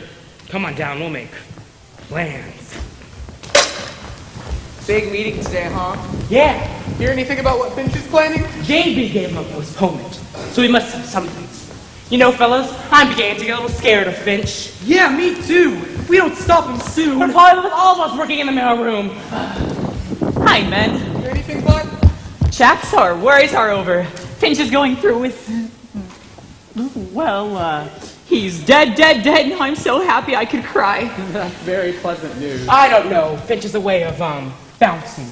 I wouldn't believe he was dead if it was obituary. Ordinarily, I'd agree with you. Finch is very smart, but we mustn't forget that he's in advertising now, and that does something to men's brains.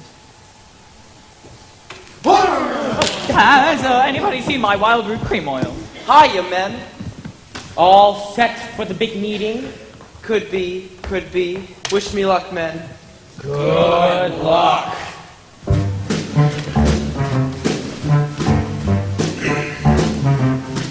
Gotta stop that man. I gotta stop that man. Oh, or he'll stop me.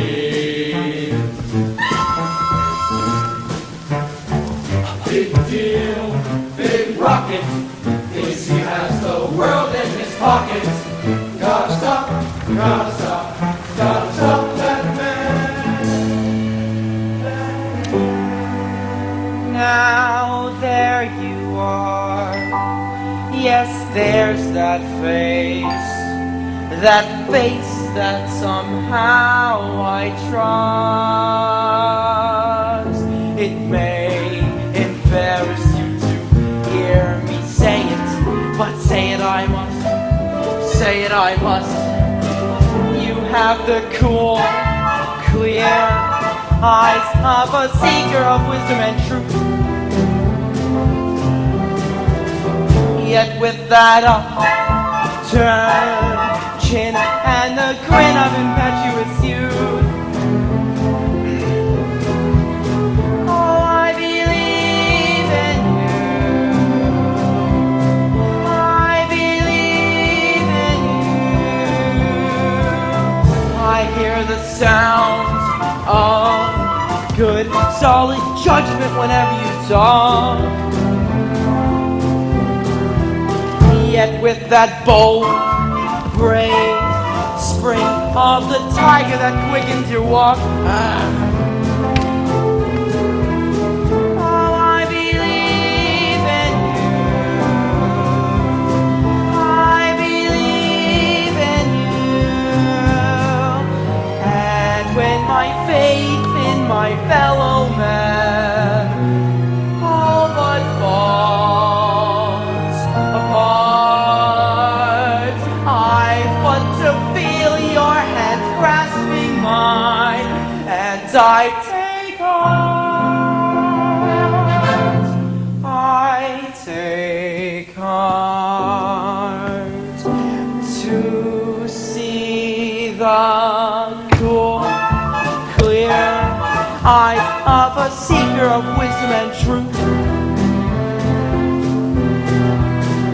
get with that slam, bang, tang, reminiscence of gin and vermouth. Oh, I believe in you. I believe in you. Gotta stop that man. Gotta stop that man.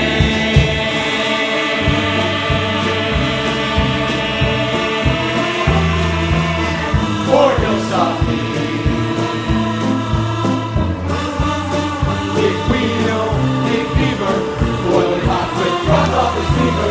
Gotta stop that man. I believe in you. Don't let him be such a hero. I believe in Stop that man, gotta stop him. Stop that man, gotta stop him. Stop that man, gotta stop that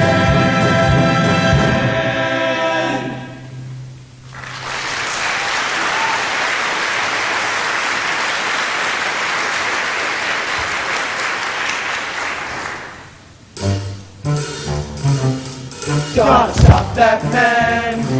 I gotta stop that man. Cold, or he'll stop me. I believe in you. I believe in you.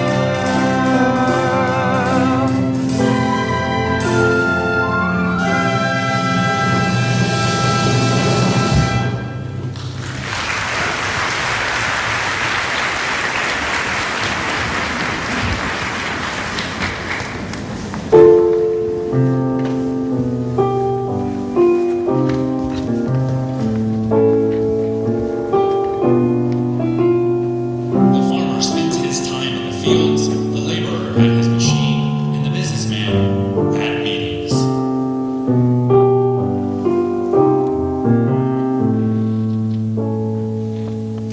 Gentlemen, where's Finch? Not here yet, sir. We'll start without him. We have a lot of other business to take care of before we come to Finch's proposal.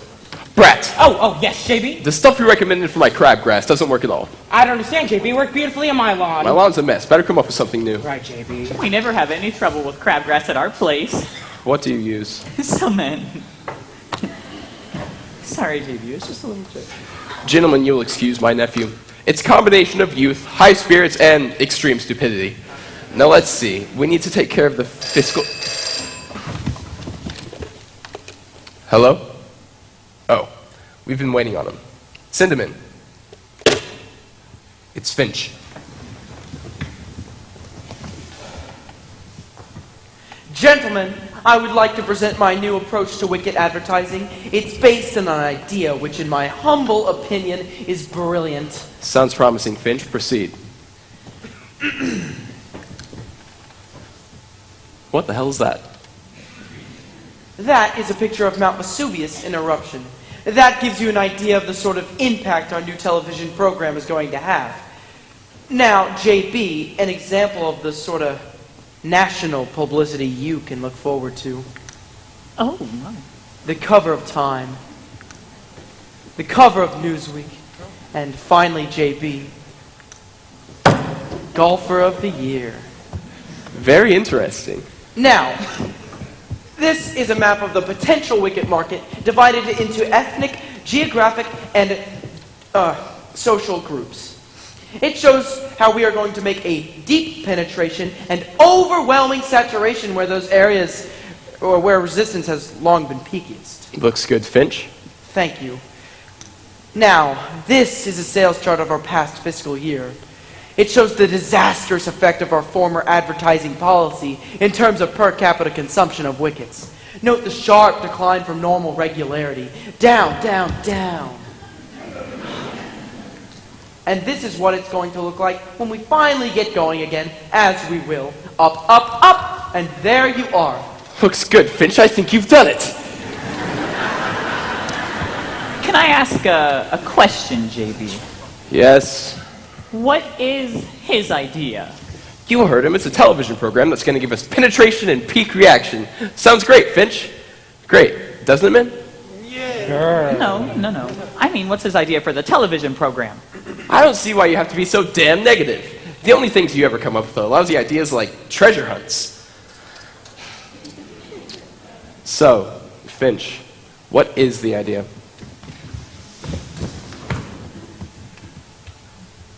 I don't think I'm going to tell it to you. What did you say?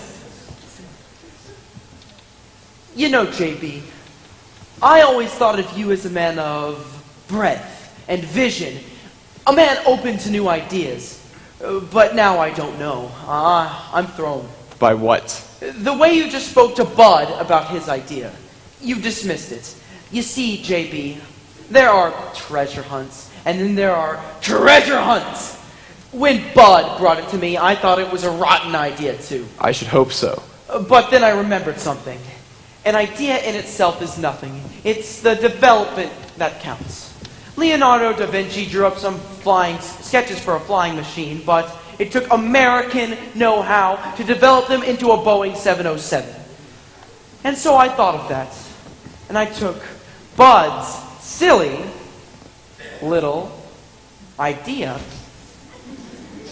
as a challenge to me. And I said, I'm going to take this idea of Bud Frumps and defrump it. First of all, my treasure isn't going to be bonds or money. It's going to be stock. Stock! 50,000 shares of stock. Stock in our company? Mr. Bigley, these days people like stock more than money. How can we issue 50,000 shares of extra stock? That's no problem. It's a simple matter of taking the non-convertible debentures from the sinking fund, issuing stock options which are exchangeable for rights, which we then replace with warrants, and... yeah. Tell me that again. I can't. It can't be done, JB. It can't be done. But if it could, it would create tremendous excitement. But it can't be done. But if it could. But it can't. But if it could, JB, just for one moment, say that it could be done. What is your answer? I forgot the question. We can't give away stock. We give away stock dividends, don't we? Please let me go on with my presentation. Finch, I hate giveaway shows. So do I, JB, but the public loves them. Plus, I have a new little twist. Gentlemen, the worldwide wicked treasure girl.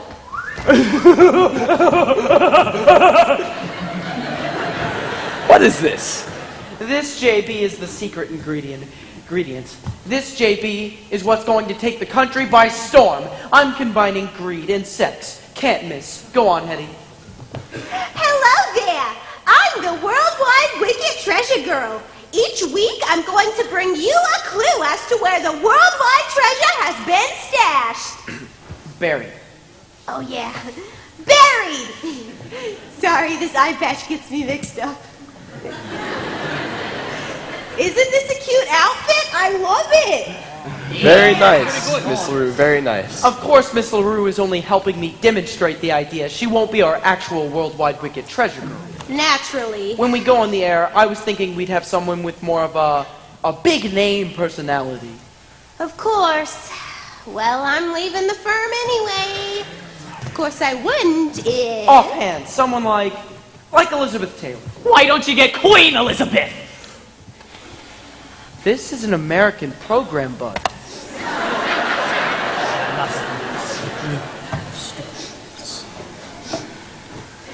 Now, JB, 50,000 shares of stock. A treasure girl will definitely... JB, let this maniac off. Let's get back to our business. Just a moment. I'll handle this. Gentlemen, Miss LaRue, Miss Jones, please get Finch and I in the room. Fine. Take care of him. This is crazy. What about the SEC? What about the SBC? What about the stockholders? What about the board of directors? What about the federal statute? What about the Federal Trade Commission? What about the Senate Investigation Committee? They're all being petty. Finch, you're a brilliant young chap, but I'm afraid you've let us down. How, JB? You've missed the boat. You haven't thought this out properly. I don't understand. Tell me, why does this treasure girl have to be a big-name personality? Sir? Why couldn't it be someone more identified with the company? A real worldwide wicked girl. Yes, maybe.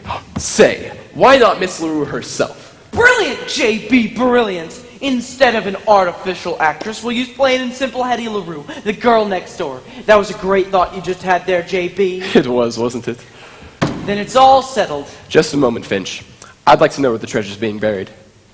Now, JB, this show is completely unrigged. Not even the treasure girl is going to know where the treasure's hidden. But I'd like to know. Okay. But this is to be a secret between you and me. I'm going to give you the first clue that the treasure girl's going to give over the air. West of the sun, west of the moon, where is the treasure? Blow me a tune. What the hell is that? Tough clue, isn't it? But if you will note that the first letter of each of the four phrases spells out WWWB, Worldwide Wicket Buildings. You're going to hide the treasure in our buildings? I'm going to hide 5,000 shares of stock in each of the 10 buildings across the country. It's going to create tremendous publicity. But you'll have mobs of people running all over our buildings looking for treasure. JB, if a man as brilliant and educated as you couldn't guess from the clue I gave you, do you expect the average viewer could? Good point. Gentlemen, you can come on in now.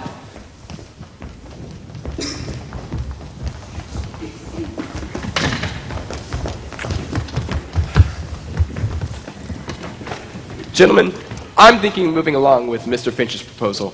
However, I'd like your approval first. Well, JB, I think it's absolute crazy motion. I like it. We like it.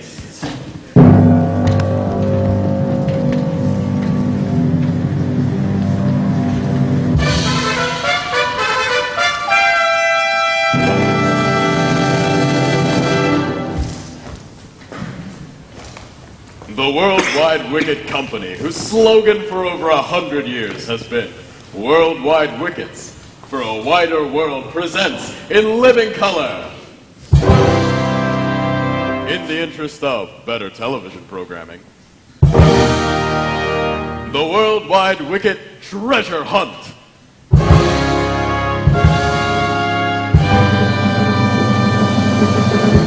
For the opening act, we have an authentic, traditional folk dance of the bold pirate folk of the Spanish Main, danced for your pleasure by myself and the Jolly Wickets. Time for you to walk the plank.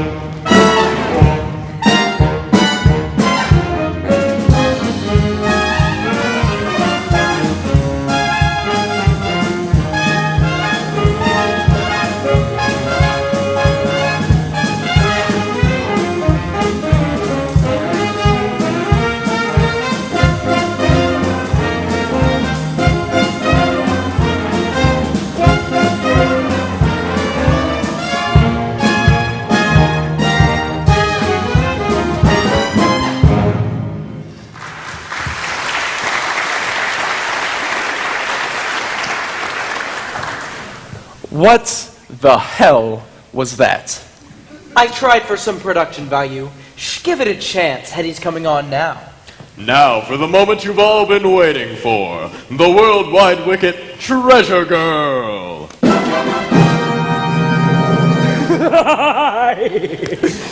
Well, you know, it's beginning to get to me. I'm beginning to wonder where the treasure is myself. Yeah, where is it, Ponzi? No one else in the world can know where the treasure's hidden but JB and myself. Right, JB? Right, Ponzi. Shh. Hello there. Well, I'm about to give you the first clue in the worldwide wicked treasure hunt. In 10 different places in this great country, there are buried 5,000 shares of stock, making a total 50,000 shares in all. Ooh, and now for the first clue. The first clue. The first clue is west of the sun. One moment, treasure girl. This is a Bible. Will you place your right hand on it, Miss LaRue? Do you swear that there has been no fixing or rigging in regards to the show, and that the clue you are about to give is the truth? The whole truth, free from any trickery, chicanery, or dishonesty? Is this a real Bible? Why, of course, Miss LaRue. What's wrong with her? She looks surprised. She is. She didn't know about this. I wanted this part to be completely unrehearsed and spontaneous. That could be very dangerous. I think it's very effective. Do you swear to that, Miss LaRue? I do. And secondly, do you swear that you yourself do not actually know where the treasure is hidden? Do you swear to that, Miss LaRue? Miss LaRue. You see, we're gonna get into trouble. Why? You and I are the only ones who know where the treasure's hidden. She doesn't know, does she? Let's just watch the program. Do you swear that you do not actually know where the treasure is hidden?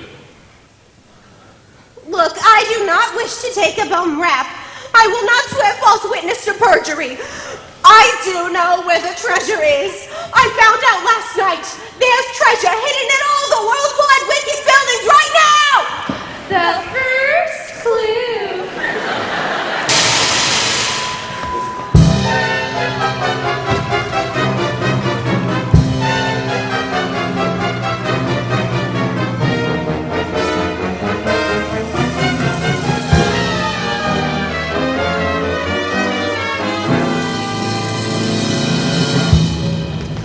How to handle a disaster.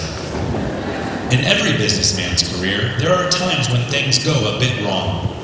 We have many suggestions for coping with these little problems. However, should you be the cause of a disaster that's really disastrous, we suggest that your best bet is to review the first chapter of this book, How to Apply for a Job.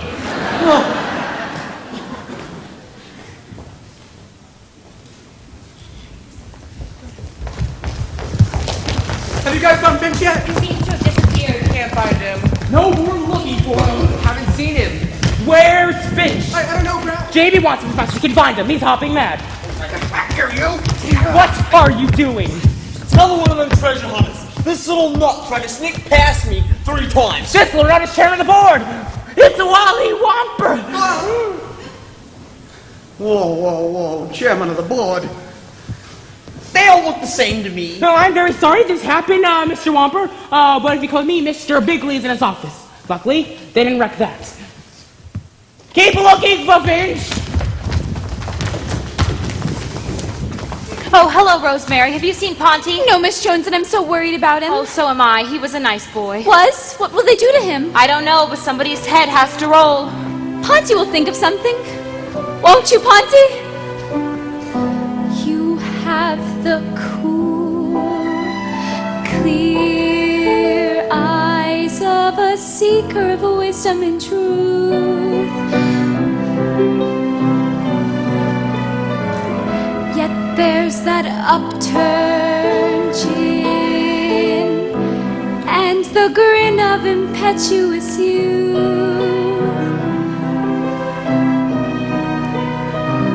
I believe in you. I believe in you. Ponty! Ponty! I'm so glad you're here. Where have you been? Oh, I've been walking the streets, thinking. You have a bruise on your head. It's nothing. I got it last night. I was thrown out of a saloon. Why did they do that to you? Because I didn't buy anything. The brutes. Why don't you go home? No, I must face the music. Well, this is it. The chairman of the board is in there. I figured that. What are you going to do? Do? What does any man do when the world collapses around his ears? Nothing. I'm gonna go in and take what's coming to me. But Finch, with that mind of yours... No, Rosemary. I'm putting that mind of mine away. I'm gonna go in, make a clean breast of everything, and go back to what I was before all of this. What were you? An exterior decorator. Oh! There I go again! I can't even tell you the truth. I was a window washer. So what? I don't care what you do. I'm sticking. I walked out on you once. You did? Well, I'm not leaving you again. No, Rosemary, that's no life for a woman. The wife of a window washer, sitting at home, wondering if I ever landed safely. Now listen to me, Finch! You're wanted in the lobby. I thought I'd wash up first. They want you now. Gee, can't I at least say goodbye to Rosemary? Go ahead. Rosemary, goodbye. But I'm sorry, Rosemary! I wish none of this had ever happened!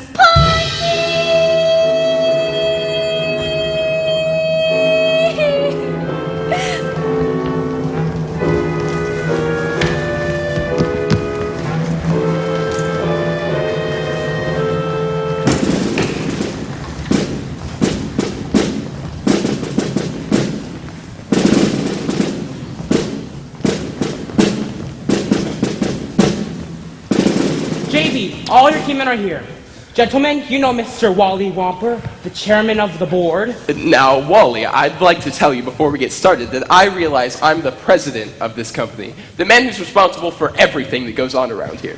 So I'd like to state right now that anything that happened was not my fault. You'll be happy to hear, Wally, there is a bit of good news. We've got someone to pin all this on. Where's Finch? They're bringing him in. Good. Now, Wally, you'll soon see where our responsibility for all of this lies. But when he gets here, I'll do all the talking, Wally. This is a very slick youngster. He's here, sir. Mr. Bigley. That's enough, Finch. I'll do all the talking. Oh, by the way, you haven't met Mr. Womper yet. This is the chairman of the board. Mr. Womper, I would like to say That's it, Finch. It's all settled. I want you to sign a simple little letter of resignation in which you accept responsibility for everything that happened. All right, I'll do it. What was that? I said I'll do what you said. You sure this isn't one of your tricks? No, I'm done with all of that. You see, this firm has been pretty good to me. So now I'm going to resign, take the blame, and go back to what I was before all of this. What were you, Finch? A window washer. No kidding. I started as a window washer myself. You did? What the hell did you think I was? A rail splitter? College man. So you were a window washer. Yes, sir, Mr. Womper. Call me Wally. Okay, Wally. Tell me, Finch. Call me Ponty. Okay, Ponty. Boy, it's been a long time since I had someone around here I could talk to. How did you happen to go into this business? I had a book. Yeah? Me too. Mine was on how to succeed in business. My book was more useful. I booked bets for all the other window washes. I cleaned up the bundles. Should have stood in that business. 8 buildings wrecked. Our stock is down 5 points. We're the laughing stock of the industry. I know, Wally. It's ghastly. Ponty, how did this happen? I could see a college man pulling a boner like this, but not no window washer. Now, this idea of yours. Now, wait a minute, Wally. If there's one thing I won't do, it's take credit for another man's idea. Especially if that man's the boss's nephew. You never told me you hired your nephew. Nephew? Oh, nephew. Well, you see, Wally, he's not really my nephew. He's my wife's nephew. I know this may seem like nepotism, Wally, but it's not. I don't show him any favoritism at all. In fact, I hate him. But you love his ideas. Actually, no. When Bud brought me the idea for the treasure hunt, I told him it was a lousy idea. And then when Finch brought it to me, I said it was a lousy idea. And I told Finch it was a lousy idea. Then why did you buy it? It seemed like a good idea. Treasure hunts, treasure girls. Well, dressed it all up, Wally. Finch can't deny that the idea for the treasure girl was his. You tell me. That was my idea. And not a bad one at that. But who the hell picked that bubble-headed tomato? Well, it's not what it looks like, Wally. She's actually a very nice girl. You should go talk to her. I intend to. Well, I think I've got the whole picture here. Now, the question is, what to do, and who to do it to. Wait a minute, Wally.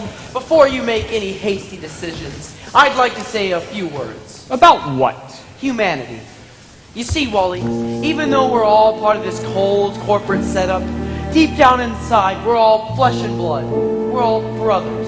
Some of us are uncles.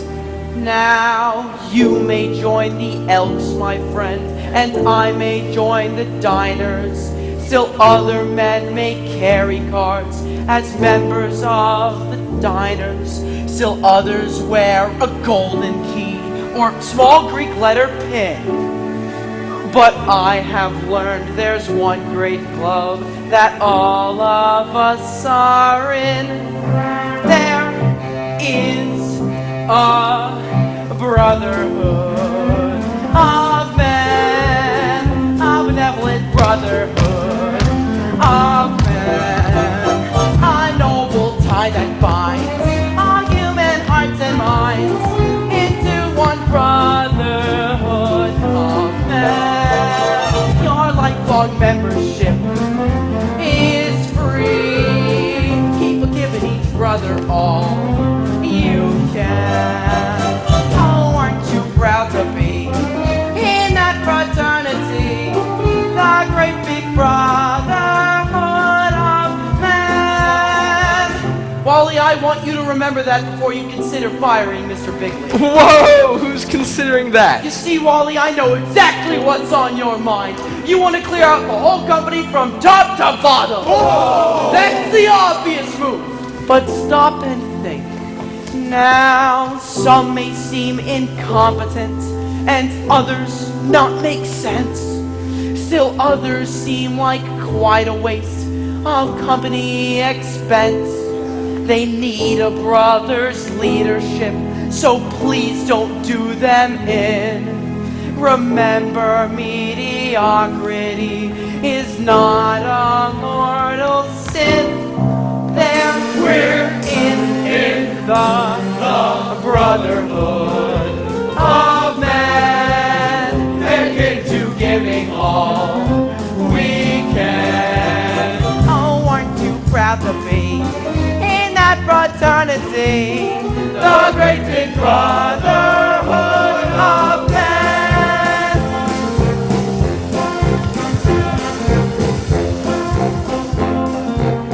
No kidding. Is there really a brotherhood of men? On the level of brotherhood of men. Yes, a noble tie that binds all human hearts and minds into one brotherhood of men. Yes, your lifelong membership is free. Keep forgiving each brother all you can. Oh, aren't you proud?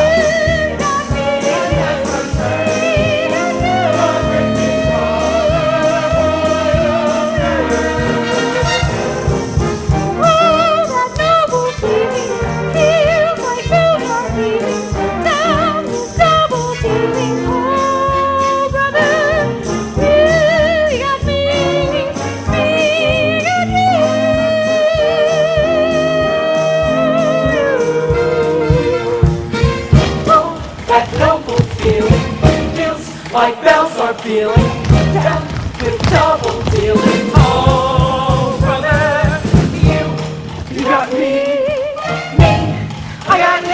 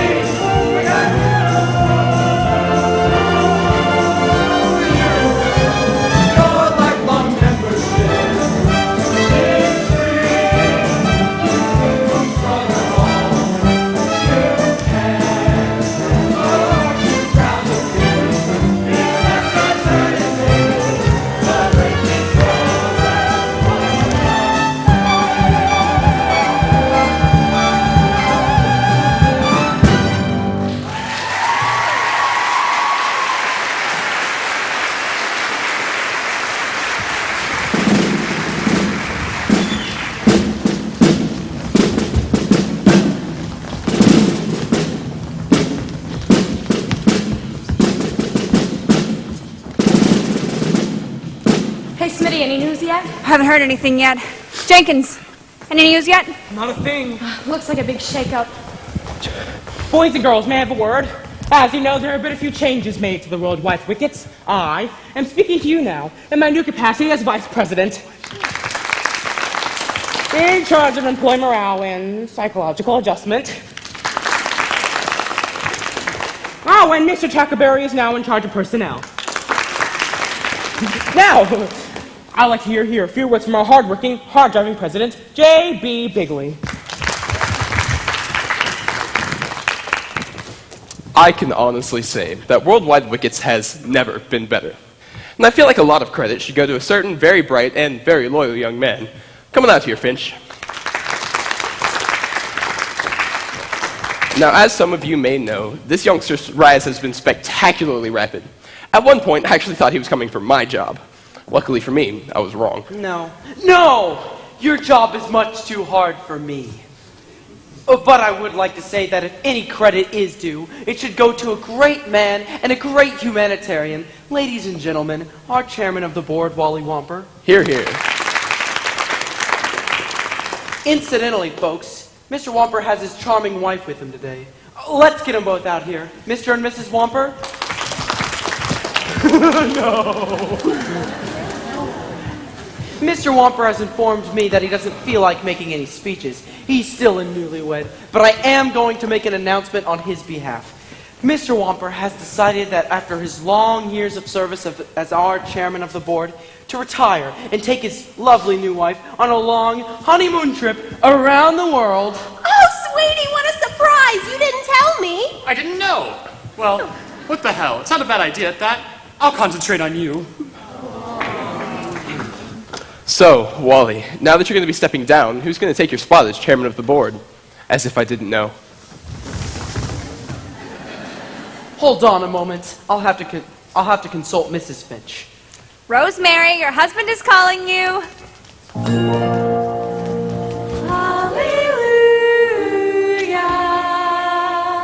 Rosemary, I've got a very big decision to make. They want me to become chairman of the board. Darling, I don't care if you work in the mailroom, you're chairman of the board, or you're president of the United States. I love you. Wait, say that again? I love you. No, before that.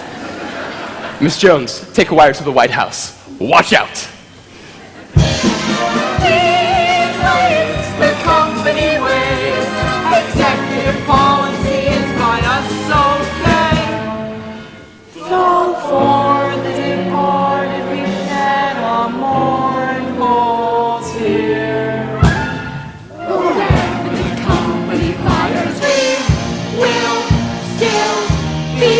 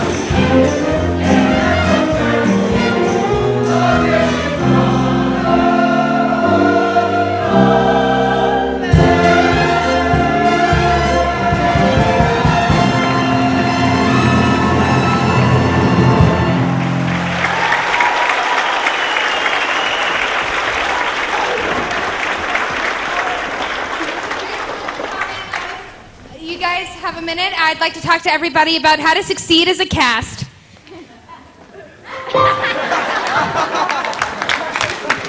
There's been a lot of really awesome people who have put so much work into the show, and we wanted to show our gratitude for it.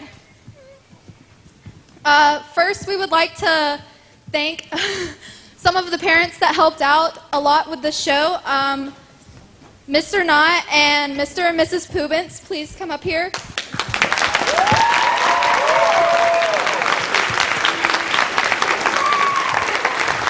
We got you gift cards to show our gratitude for everything you've done for this show.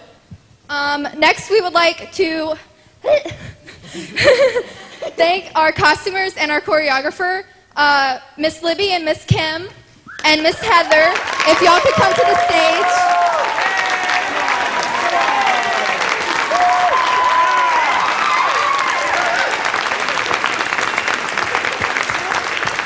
We also got y'all gift cards, and thank you for being a part of this musical.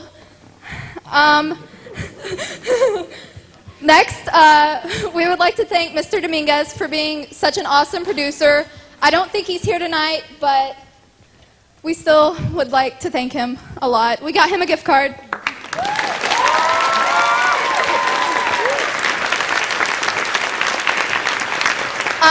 Next, we would like to thank Mr. Black and Mr. Buffalo.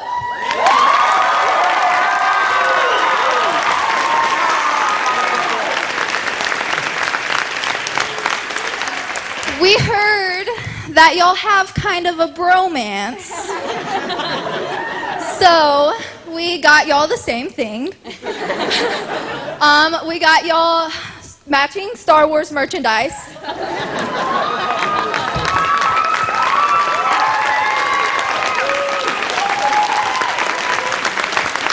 And a Jimmy Changa's gift card. Next, we would like to thank Miss Blakey for being such an awesome choir director.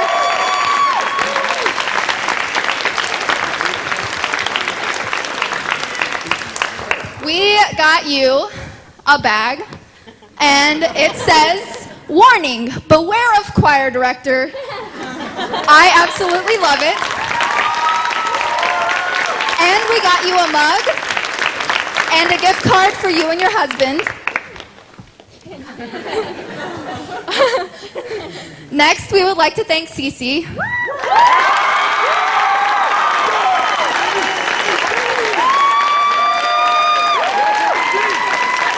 You're such an amazing director. We got you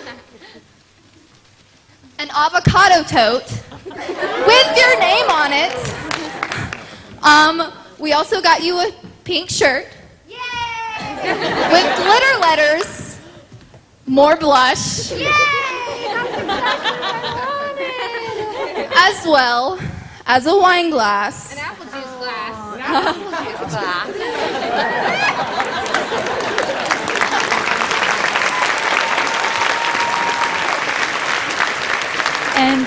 And from all the techies here tonight, we would like to thank Mr. Boone for being such a wonderful tech director.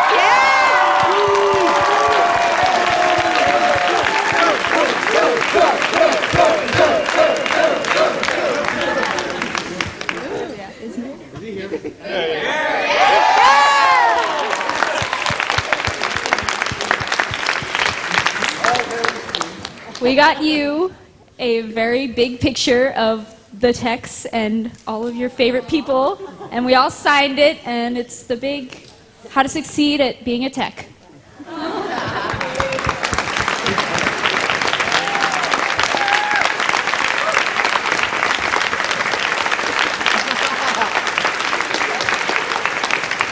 Thank you guys so much for coming tonight. Hope to see you next year.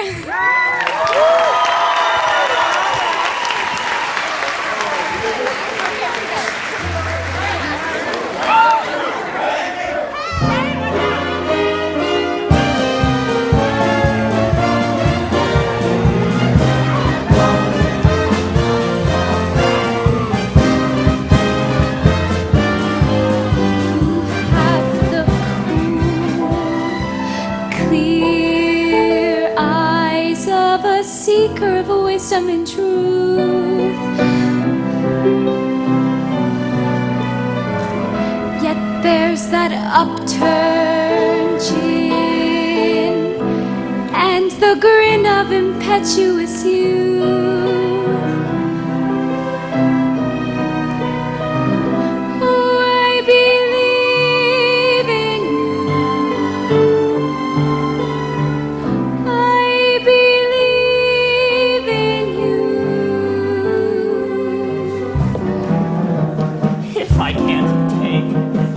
coffee break.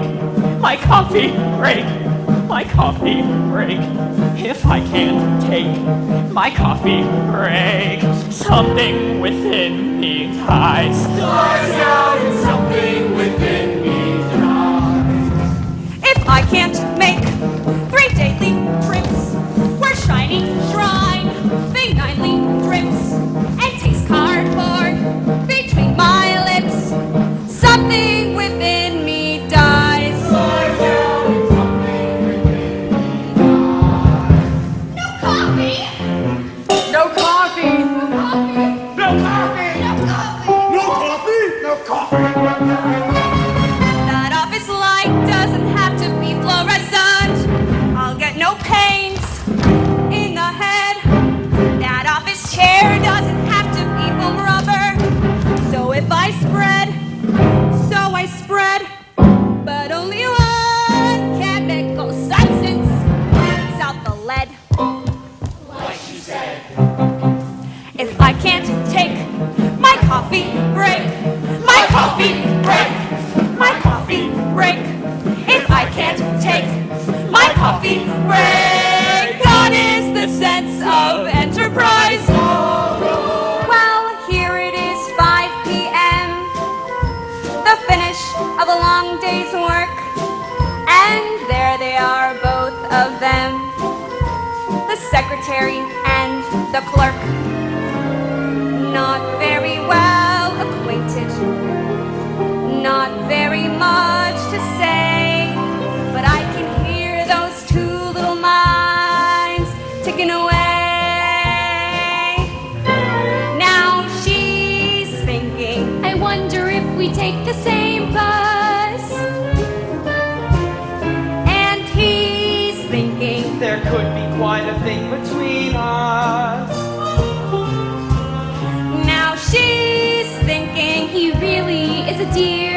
and he's thinking, But what of my career? and she says, and he says, Well, it's been a long day.